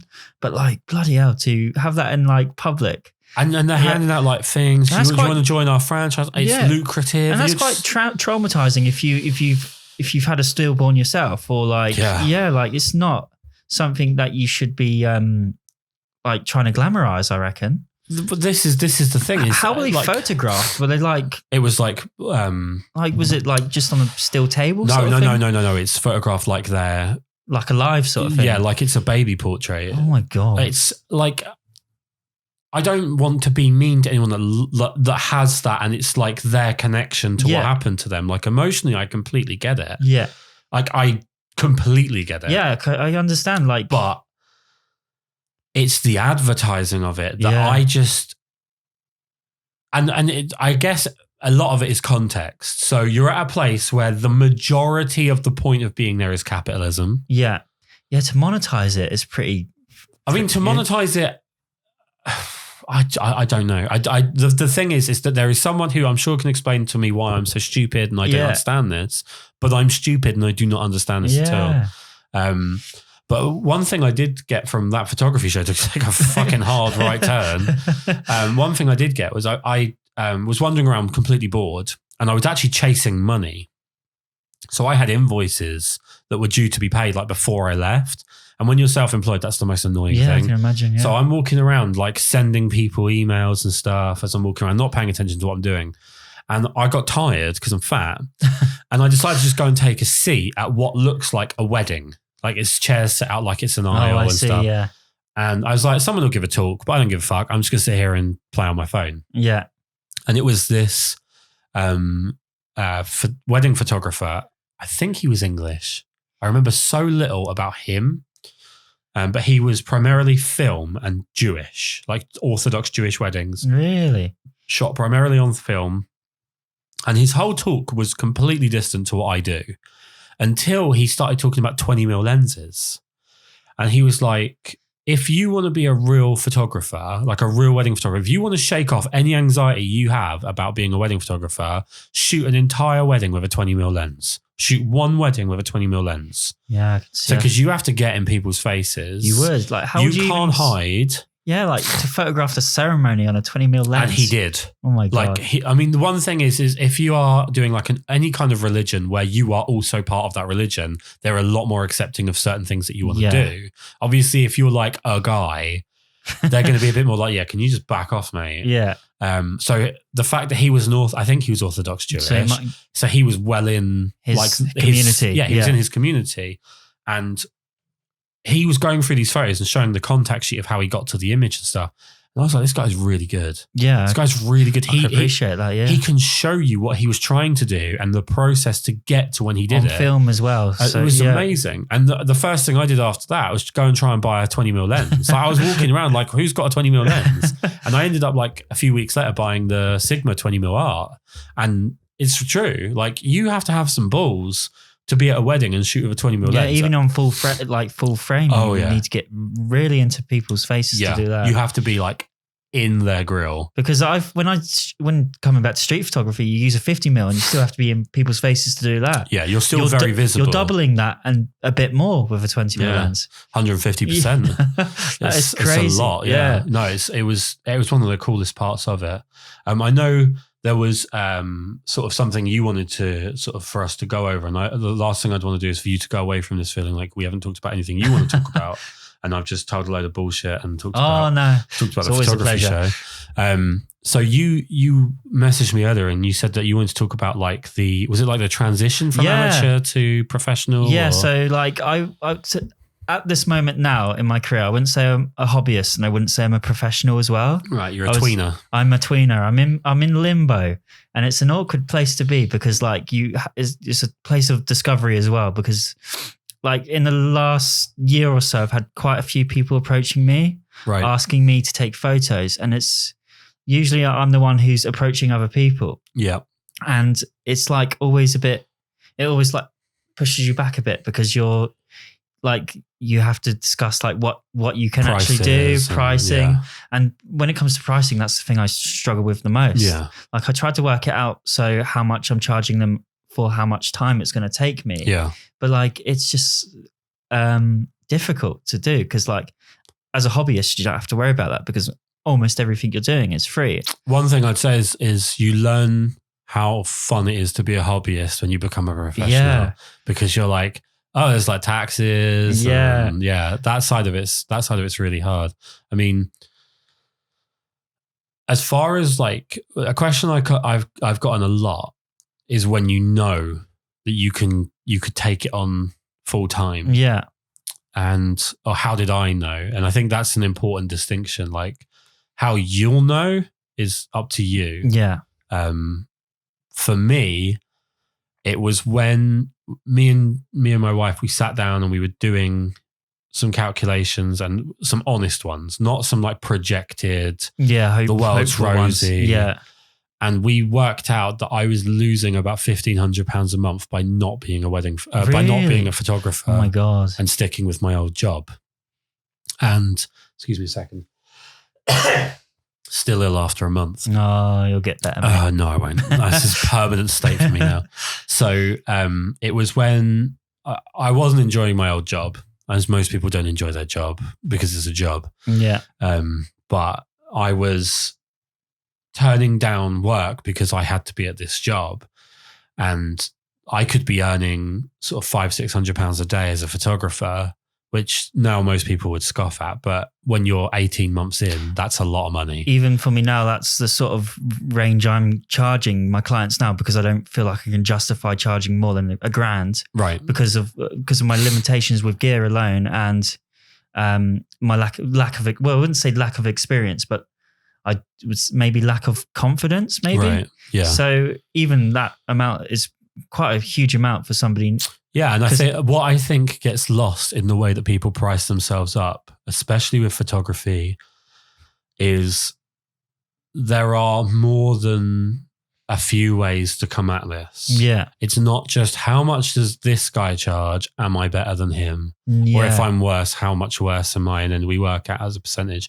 That's not how I price myself. And it's not the only way, but it seems to be the only way that people are aware of. Mm. For me personally, the most important thing right now is I'm priced for a demographic. Yeah. I want to do certain types of weddings and I don't want to do other types of weddings. And I've priced myself so that I am attractive to a very specific socioeconomic climate. Yeah. And while I have pretty much a constant stream of people telling me I should be charging X or Y, I'm comfortable that if the market, which at the moment is fairly fruitful, were to fall on its face, I'm not so obscenely overpriced that I go with it. Yeah. At the same time, there is a point where you can be so cheap that people don't trust. Yeah, and then you're bringing in like clients you would rather not have as well. Exactly, yeah. Because I wouldn't say necessarily with weddings, it's clients you wouldn't want to have. It tends to be where they're getting married you don't want. Yeah. You know, it's more the wedding you don't want than them. They might be lovely. Yeah, but sometimes the venue can be hard to jazz up a little bit. Oh, yeah. Oh, yeah. It can be a bit Portsmouth Registry Office. Yeah. Yeah. So there's a few different ways of coming at it.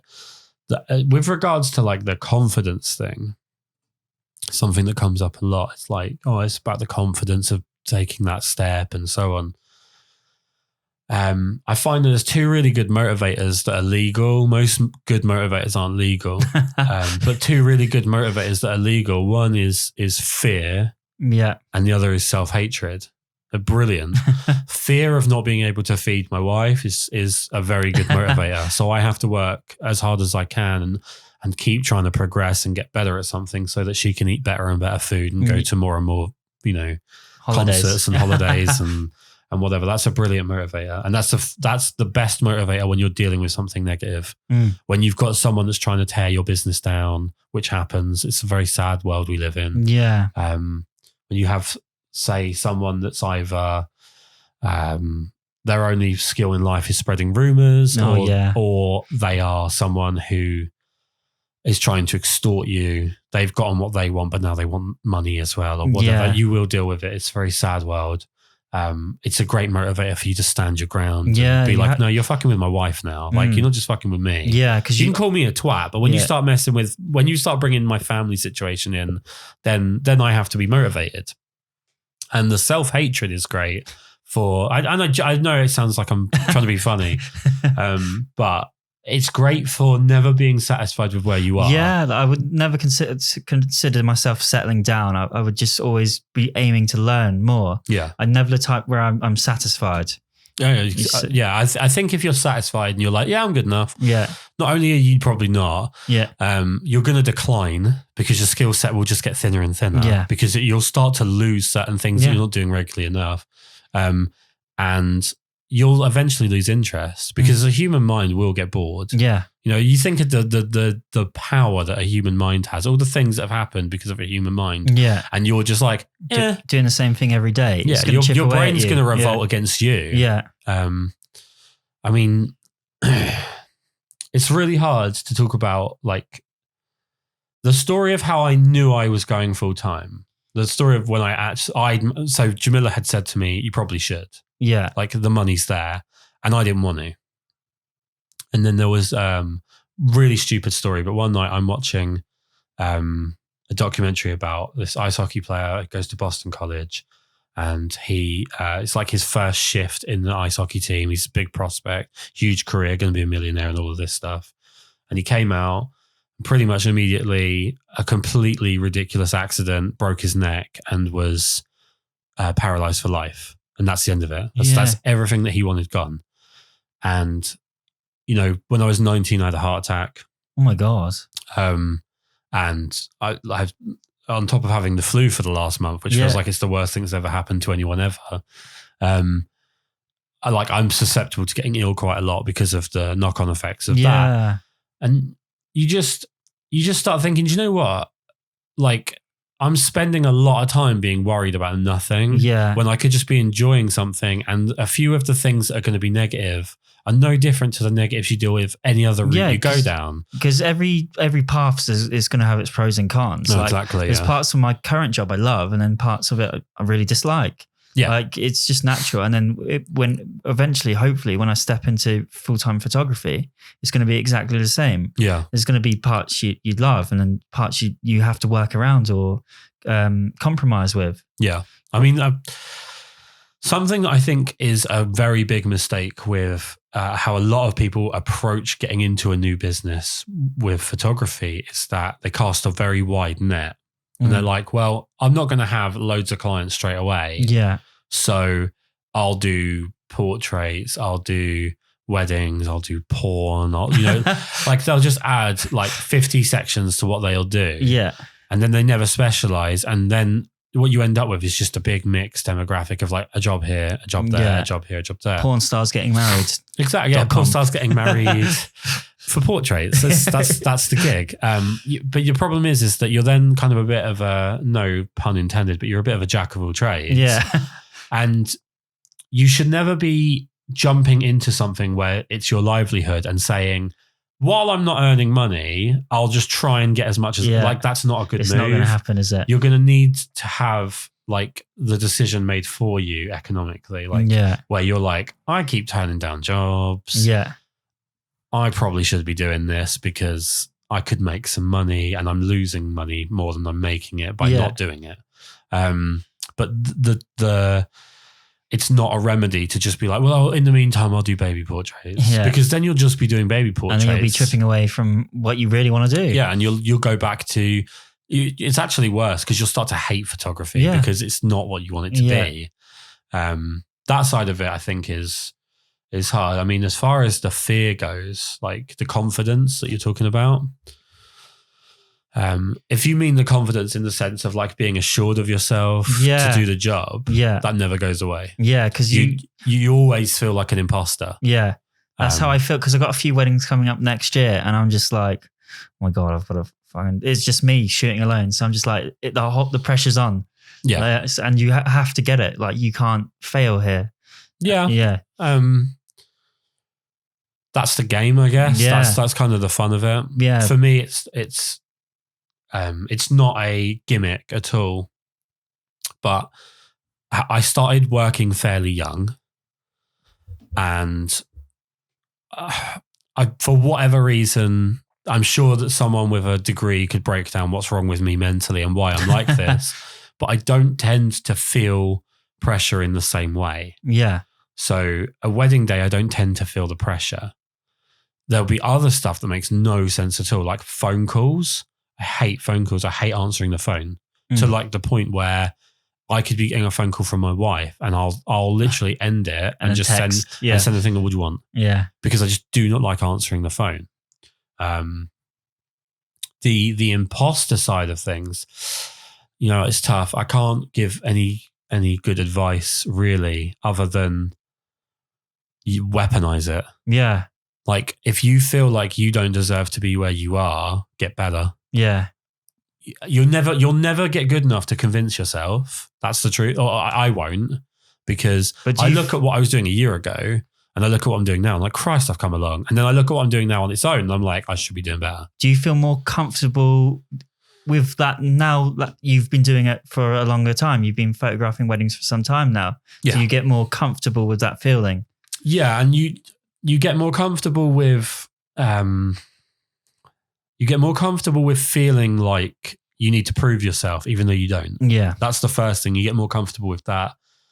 You get more comfortable with dealing with negativity. Yeah. You'll never get completely comfortable, but it gets better.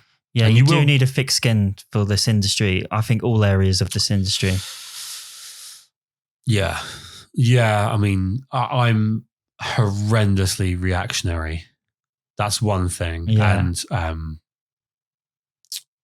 I think you can't be reactionary. You have to learn how to have like a customer service face. Yeah. And I'm not that person. Yeah. Especially if you know you've done what you would consider a good job. Yeah. Yeah. Yeah. And we're dealing with that kind of situation now where, we've done what I would personally say was a very good job. And there's a negative situation come out of it that, there's maybe a lot of the numbers aren't adding up for what's being said. And, you kind of sense what's going on. Yeah. there's something else going on. This isn't necessarily a conversation about being happy with something. It's about wanting to monetize a situation or whatever. The one thing that never goes away, and one thing that's been really hard, because weddings are, like you say, it's a positive thing, is when someone makes it a negative. Maybe not to do with you, but when a wedding day becomes a negative and you're trying to photograph it, it's very hard not to inflict your photos with your mood. So that's probably the hardest thing, is to kind of take positive photos in a bad mood. I can imagine that's tough. And when I say in a bad mood, I mean the room, not you.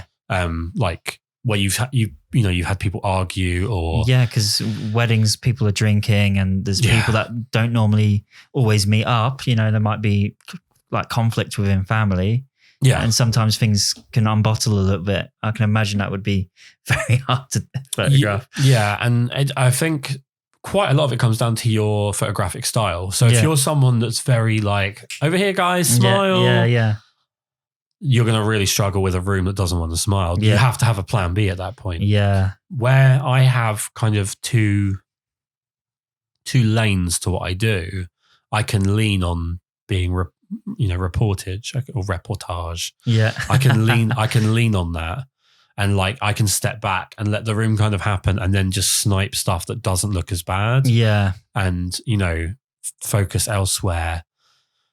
When you're very person centric and you have to be right in the thick of things, that's when it can be hard. I can imagine. And at the same time, like when you're not the most confident, outgoing person, and you're in a room of people that constantly want to reference you, and you're just trying to get away from that, you're trying to just capture the mood, but everyone's aware of you.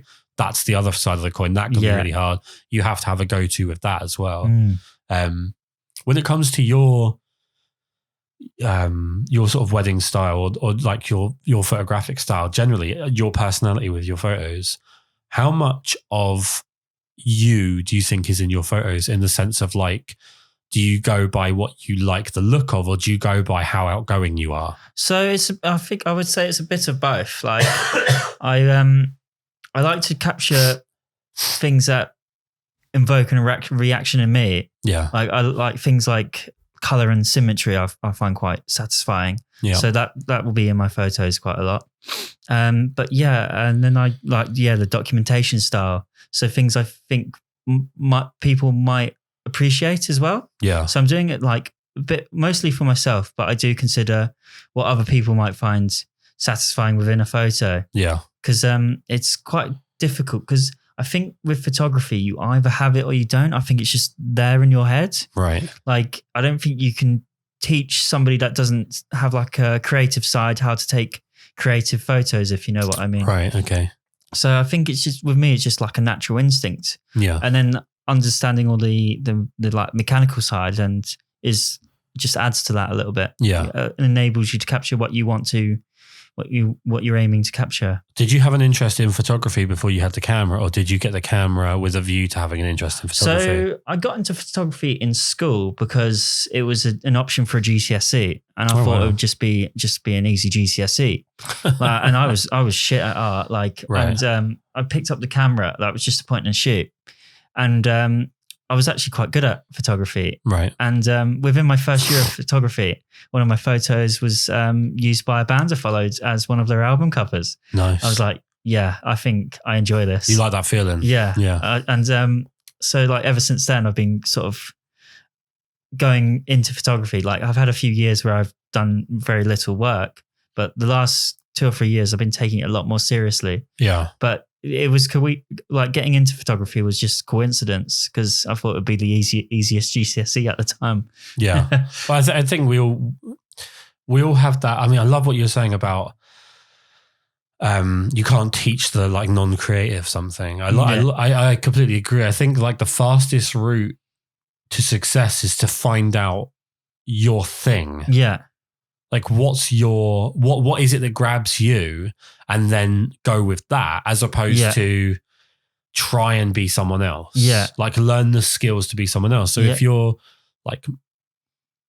very mechanical and you're very engineer-like and you're very focused on technical aspects, Yeah. run with that. Yeah. Like start there and build out. Yeah. Don't ignore that Go and with try it. and do something else. Yeah. Like go with that. And I think that's where I went wrong slightly with the way I started photography was I focused really heavily on the camera. Yeah. And although it's been great, like now I'm like, yeah, but there's fundamental compositional issues with the way that I do what I do, which I should know better by now. And it's because I focus technically rather than on the mood and the narrative. And I've been on like a pilgrimage to try and fix that problem. What's the hardest thing for you? Photography wise, sometimes it's just confidence, but over the years I've learned to actively seek things that make me feel uncomfortable, just so I can conquer them quickly. So I've only started shooting models maybe like a year and a half ago. And I've been doing photography since I was like 16. And now I was 24 when I started working with models. So that was quite a big thing for me because I've always been still really young though. Like that's young. Do you reckon? Oh yeah, that's young. Like it's not in a bad way. Like one of the problems I think is that I think at your age, I remember being your age. It's not me just being patronizing, I promise. And that's kind of my point. At your age, every time someone brings up your age, it's not for a positive.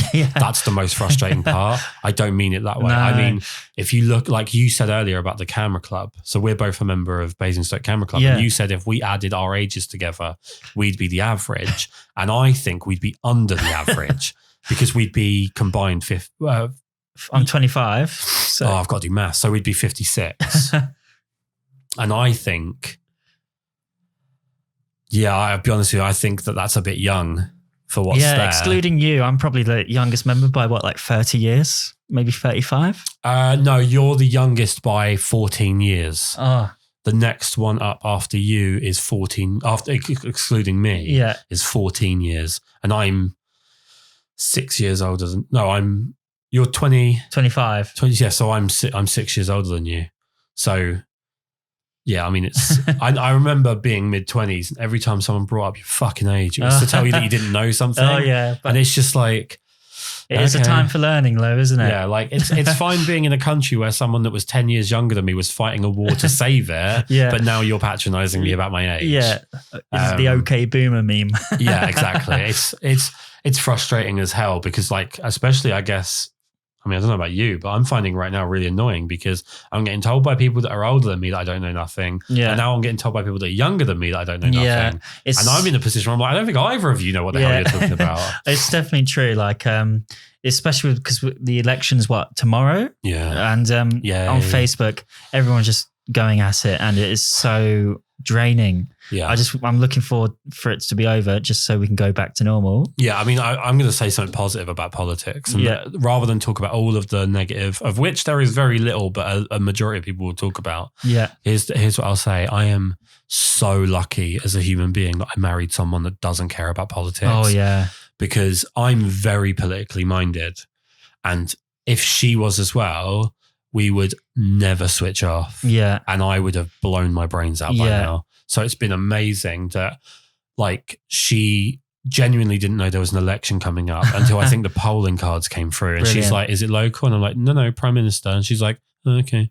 That's the full extent of the conversation. Brilliant. Yeah. She's like, it's never good to be like out of the loop. And then she's not out of the loop in the majority of the sense, but like the last few years, just who cares anymore? It's just like, it's gotten so silly. No, I don't think it doesn't.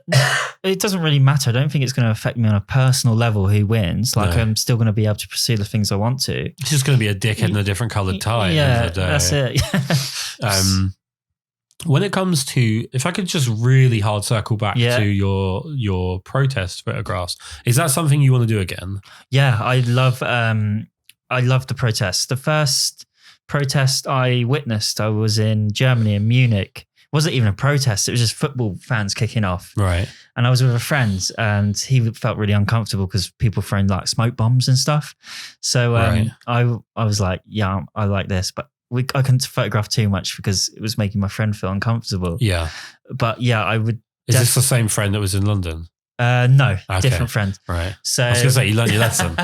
No, different friend. He's a good friend, the one from Germany. But I would definitely like to attend some more protests. Yeah. And I would like to find ways to make it clear that I'm not actively taking part in these protests. So You're just documenting. Yeah, so I can get close to both the police and the protesters. Yeah, I think that's the challenge, right? Like, because you put up a picture of someone holding up a like "fuck Trump" poster, Yeah.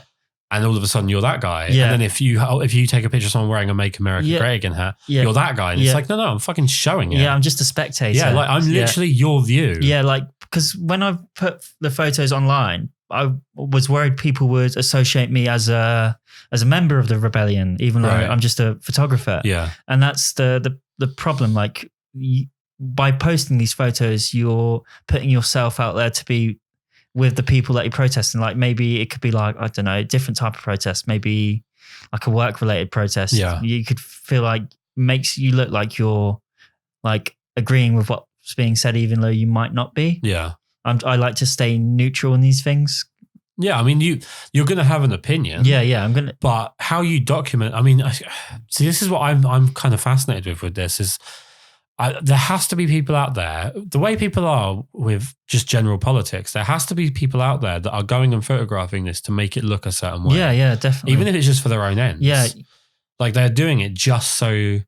Like I want to make it look like there was 100,000 people there. Yeah, you know, like we've seen with the media. With with the American election circuit kind of kicking off now, where they're about to nominate who's going to run against Trump, and it's Christ, that is a shit show. Oh my god! I'm glad I'm not American because they have not got a lot of options.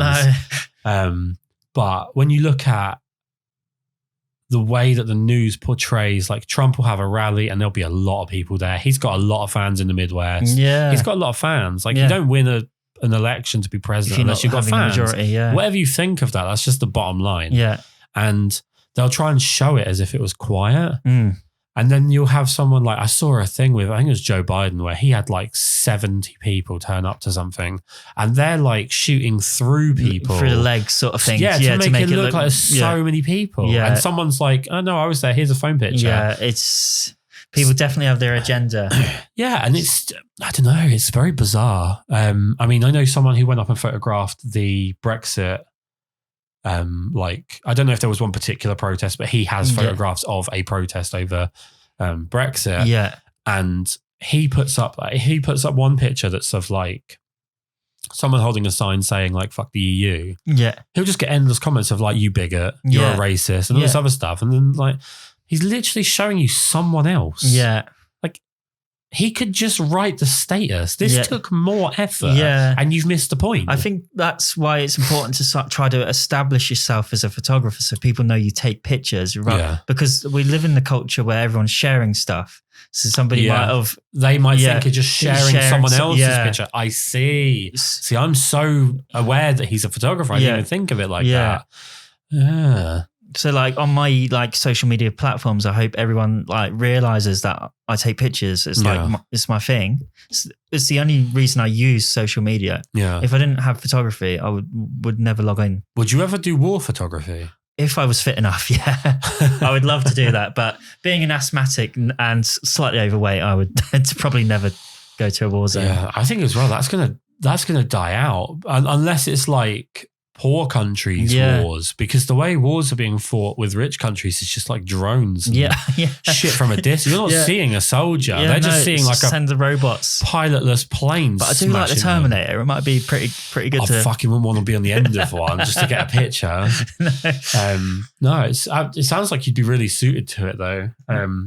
There's a fascinating thing I watched about faking war photos and war video especially, and it was a guy who was it's so funny to watch because it's so obvious, but it wasn't at the time. I guess he's like in a studio that's meant to look like an Arabic place, but it's not, and he's talking about how he's just seen all this happen. Oh really? And it's like, who the fuck fell for this? Yeah, that's but crazy. People did. Yeah, because you wouldn't think at the time.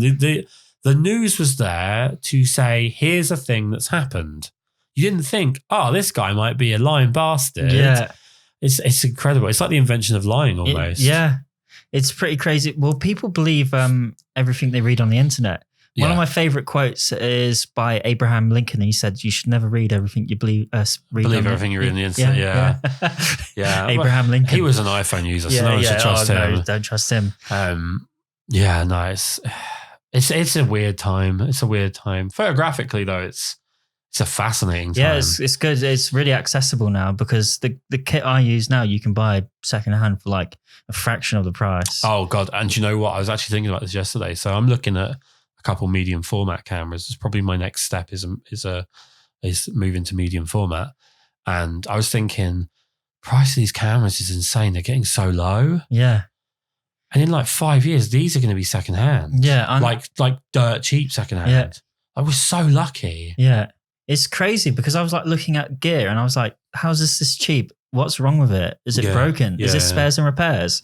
I think it's just we England's got an amazing secondhand market. Yeah, like what's that website? MPB. Yeah, I'm refraining from giving them too much business because they pissed me off over a transaction. But for years they were my go-to for secondhand stuff. And but it's just I just think it's crazy. Like one of the best things for it is like if you like Sony.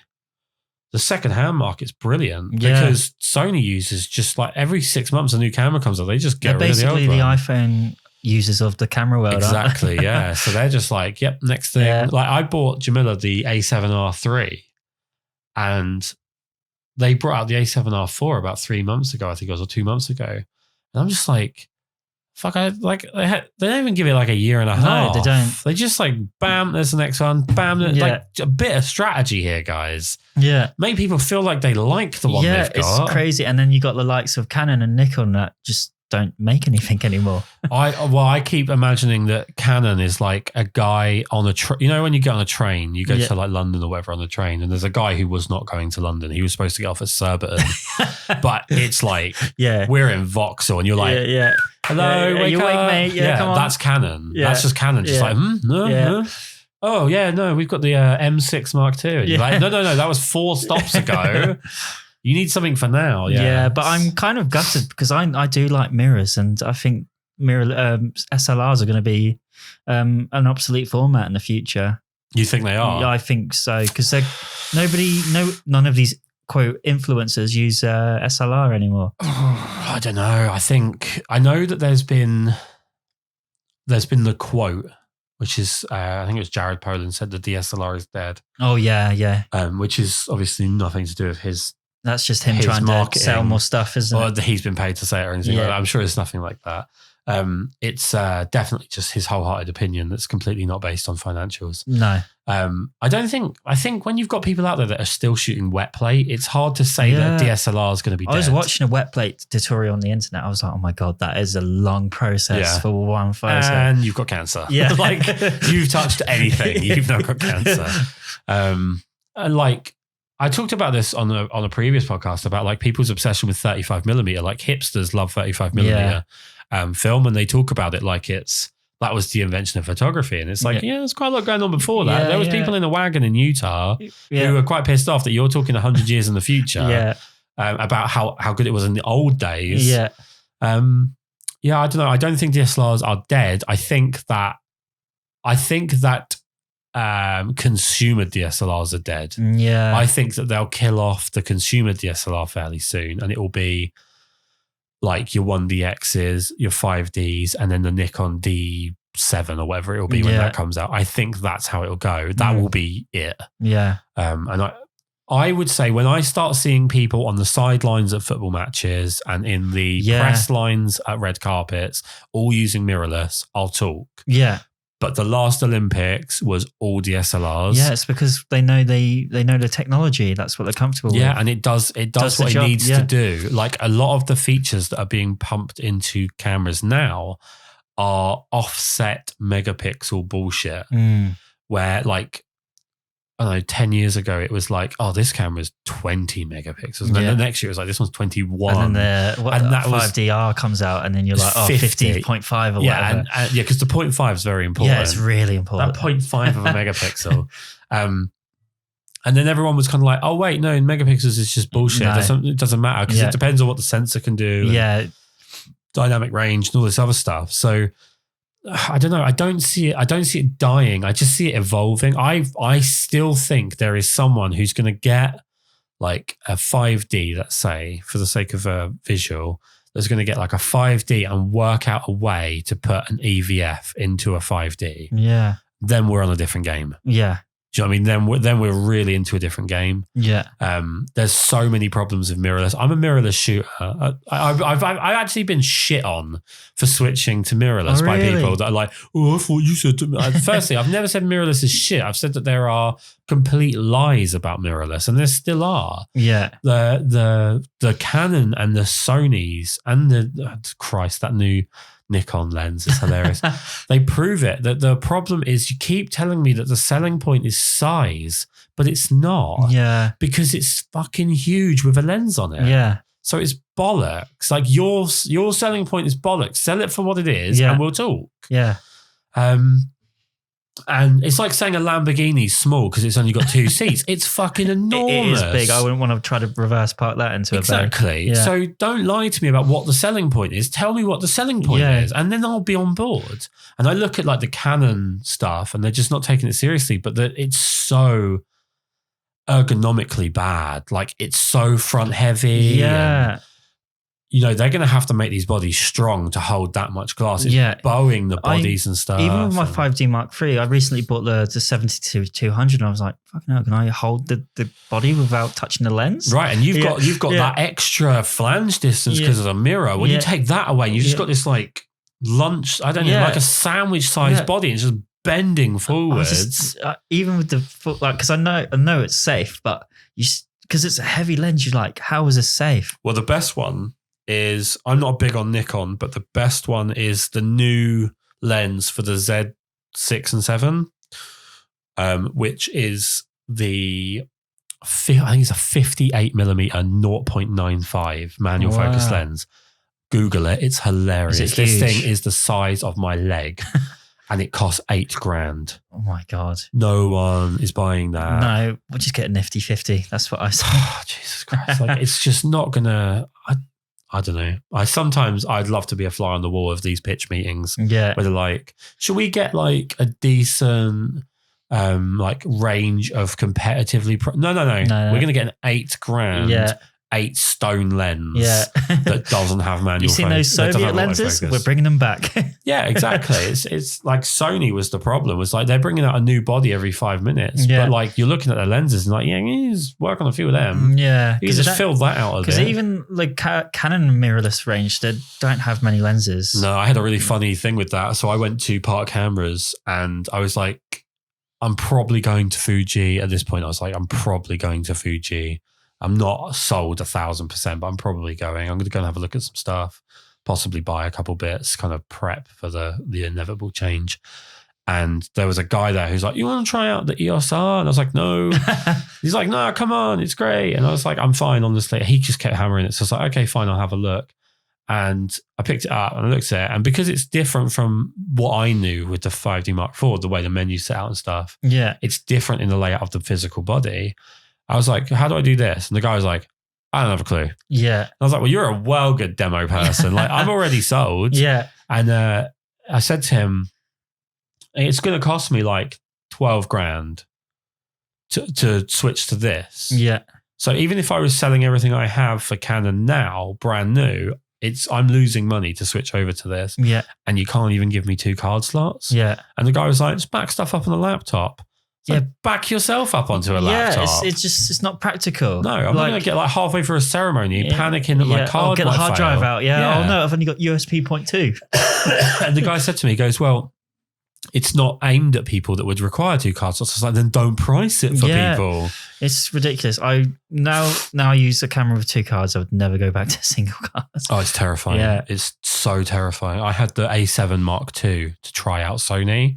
And even on like portrait shoots, I was like, there's only 1 card. And if it's not a CF card, I'll be like, fucking hell, I could damage just putting it into my laptop. Exactly, yeah. I remember, just before I really got into photography, we were point and shoot with my wife. We were walking down the beach and she goes to get the memory card out because it's full to put another one in, and she like brushes it, and it goes ping. That's it. And Dead. it flies and lands in a puddle. And I didn't know anything about cameras at all at that point. And I'm like, yeah, I think that's fucked. Yeah. She's like, nah, dried it out, completely fucked. Like all those pictures from that day gone. And you're like, oh, okay, these things are really sensitive. Yeah. I know a puddle is a puddle, but I've had CF cards go through the washing machine and still work. Yes, they're robust. And people are like, why do you like CF cards? I'm like, because I know it's not going to die. Yeah, it's in like an old train that is somehow still going 50 years later, like because it's not made out of computers. Yeah, it's just amazing. Yeah. All right, so we're pretty close to doing the longest I've ever done on the podcast. This has been fun. Oh, well done me. Yeah, so you got about 10 minutes to try and beat the record, I think. But as far as like the plans moving forward for you, I mean, actually, do you know what we should end on? Because we've mentioned it, but we haven't gone over it. We're both a member of a camera club now. I joined a couple of months ago after ragging on camera clubs for the last 25 years, I think. And you joined shortly after me. What is it that you're looking to get from a camera club? So like with my like in my personal life, I don't really have many people that appreciate photography. Like my mates like enjoy my images or whatever, but they don't understand what might go into capturing an image. So I thought I'd join the camera club just because I've never been. Well, I did join the society in uni for a little bit, but that was it wasn't the greatest. Yeah. But the camera club, I joined because it just seems like a good way of learning new things. I mean, and because people are older than me, they might have a bit of wisdom, you know? They might be able to teach me a few things. Well, I'll know how to take those wicked bangers for Instagram. I can learn some wet plate photography. Yeah. Is it like a thing of like tightening up a certain genre, or was it the competitions you want to enter or anything like that?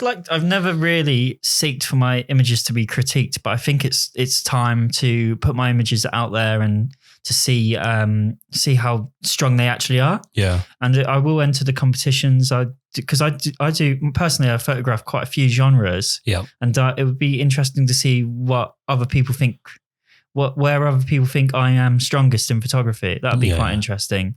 And the talks are pretty good. I've enjoyed the information talks where like a guy that does urban exploring came in the other week, and that was really insightful. Yeah. And that's something I would go away with techniques and skills and I could use that myself. So a camera club is just, it's good. It's social, I guess, but some photography, there's a few awkward characters, but it's generally all right. That's every room. Well, will you give somebody, most people into photography are quite awkward. Yeah. I would say. I think that's quite a fair point because when I've been in the streets again, like people approach you and all they want to talk about is your camera. They don't want to talk about what they're into or whatever. Yeah. They're talking to your camera. Yeah. It is. That's literally it. And I'm just like, oh my God, this guy's so awkward. I can't wait to get away from him. Yeah. No, I joined for, I wanted to tighten up on like landscapes. Yeah. Because I'm terrible at landscapes. But you've done some good stuff recently. Comparative to my old stuff, maybe, but like compared to like people that actually know what they're doing, it's bad. Yeah. The entering the competitions thing isn't something I'm interested in.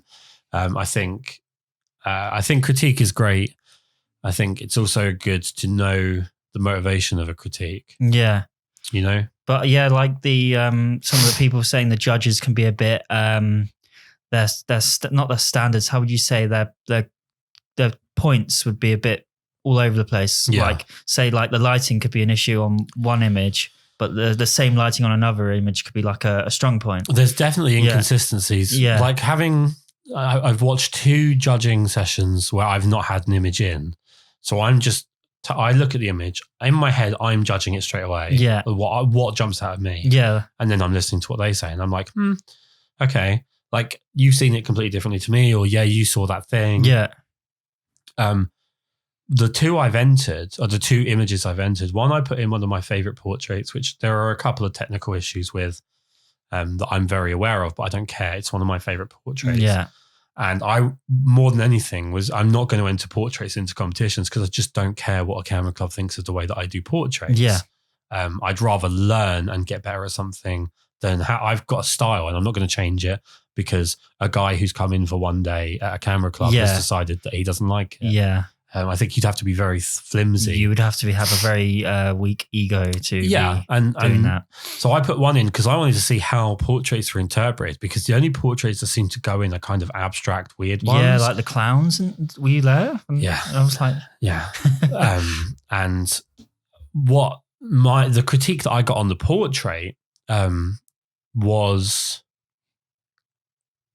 I don't have a problem with it, but it was very unusual. Yeah. The main focus of what he basically said was that you like the muscles. I was gay. Was basically the critique was that I was gay. Yeah.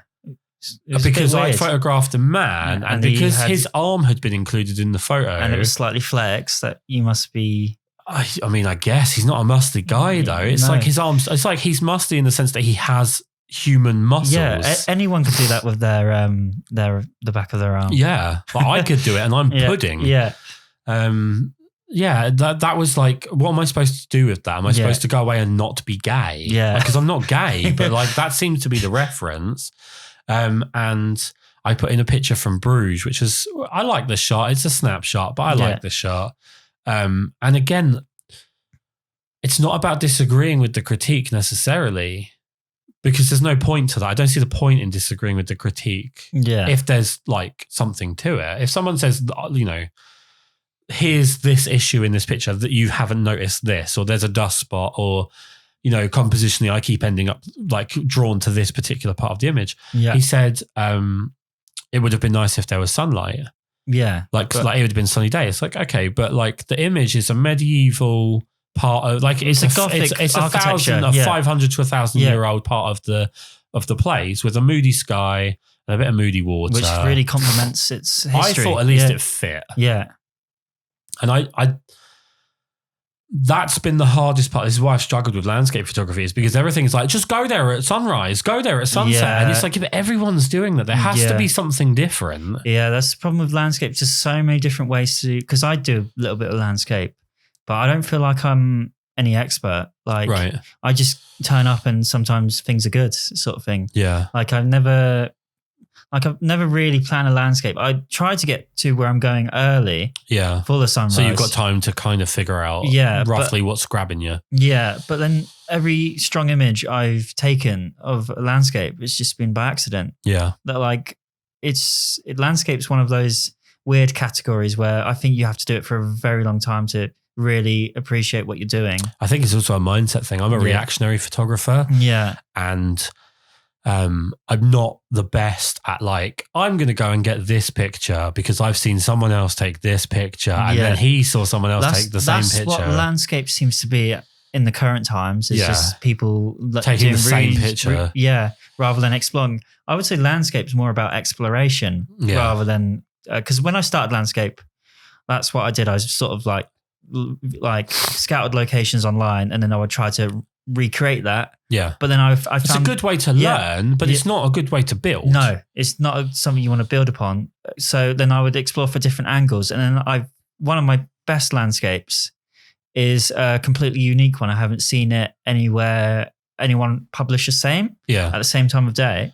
So I was quite proud of that. So you just have to explore, I think. Well, the judge said was it the last one or the one before? Actually, I think it was a couple of sessions ago. There was a picture come up of like a valley. Now, I'll be buggered if I know where this is. Yeah. But I've seen one place I recognize, and everything else, everyone's like, oh yeah, and I'm just like, don't know it. And this picture came up and the judge was like, oh, this is so-and-so.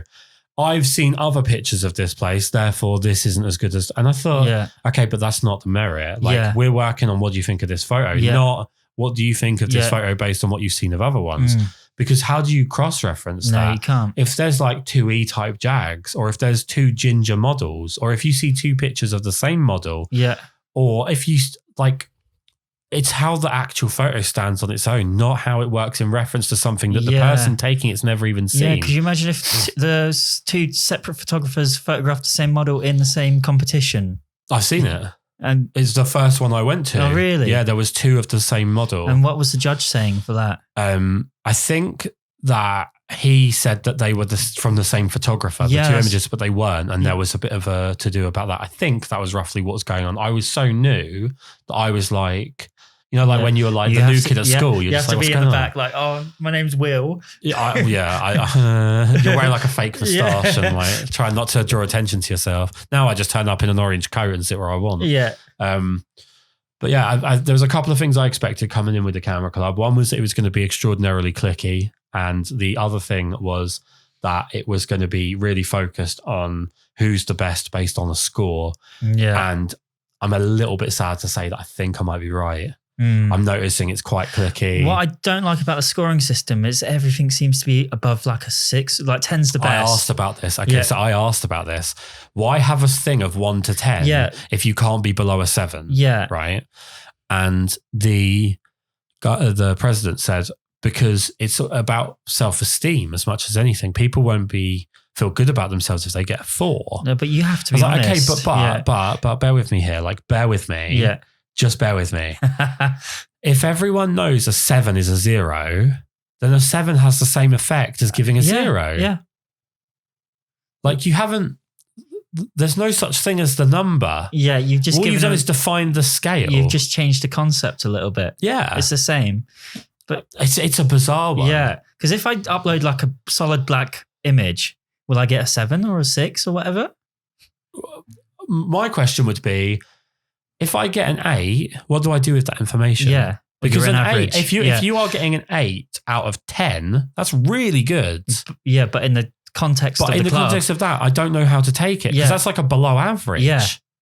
So, I don't know. Like, that's where it falls apart for me. I'd rather, and it's very weird. Like, me and you are the youngest people in there. It's quite and strange. We're like, I don't want to say this and sound mean, but it's a little bit like, can we grow up and accept that sometimes we're going to take bad photos and that people aren't going to like them? Shit photos. The part that frustrates me intellectually, like I'm not smart enough to make heads or tails of this, is there are people that absolutely hate everything that the judge says, but at the same time live and die based on the score of the judge. Yeah. It's like, but if you don't agree with what he's saying, then there was actually one person who I heard say while he was getting a cup of tea, if I get a low score, I don't listen to the judge, but if I get a high score, I do. And it's like, all you're doing is that's just confirmation bias. You're just stroking your own ego at that point. It's a very bizarre one. I will admit I am not intellectually capable of understanding what on earth the point of the judging is. Yeah.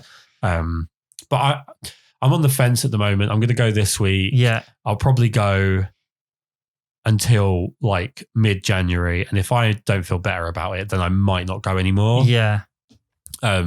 Because I've spoken to them about like how I could help, and I've been rebuffed a few times. I'm quite shocked at that, because I would say maybe you're probably one of the only, you're very rare, because there's not many professional photographers in there. There's definitely not a lot of people that take pictures of people. Yeah. And when I did my induction, that everyone there had talked about how they'd like to get more comfortable photographing people. Yeah. And I was like, well, look, I'm more than happy. I teach you do the odd workshop. Yeah. I'm more than happy to run one for free for the Camera Club on like, say, headshots. Yeah. And I'll bring in some studio lights and I'll talk you through how you build up your exposure based on using studio lights, and then what you're looking for in terms of your gear and how to interact with the person. Yeah. It's pretty easy night. Everyone gets to bring a camera. They can do some shooting. Yeah. And they're like, yeah, okay. That's pretty weird. And I don't get I get the impression that I may be supposed to be a bit older before I offer, or maybe I'm coming across as arrogant, but I'm not trying to. I'm just trying to come across as helpful. Yeah. Because that's what I've noticed is very few portraits. Maybe we could change the culture a bit. Maybe we could just exclusively upload all selfies. Yeah, of each other. What we should do is we should take pictures of each other, but make it look like whoever the subject is taking a selfie. Oh yeah, like a transparent mirror. And then people will be like, "Oh, you took a selfie." No, I didn't. Kris took it. Yeah. Anyway, it's been absolutely fantastic. Where can everyone find your stuff? So I'm on Instagram at jack.roebuck. That's ROEBUCK. And then my website is roebuckphotography.com. Oh, I like Roebuck Photography. That's good because you've got like quite a long last name. Yeah. So it's good to not have the Jack bit. Yeah, I it's think a bit that boring. helps. Jack's a bit boring. I don't know. I don't think it's boring. It's certainly better than constantly being called Jack. Karl. It did start as Jack Roebuck Photography, but that was just too long. So it's Roebuck Photography. It's roebuckphotography.com. Yeah. Perfect. Thank you so much for doing That's this. all right, Kris. It's been a pleasure. Always good seeing you.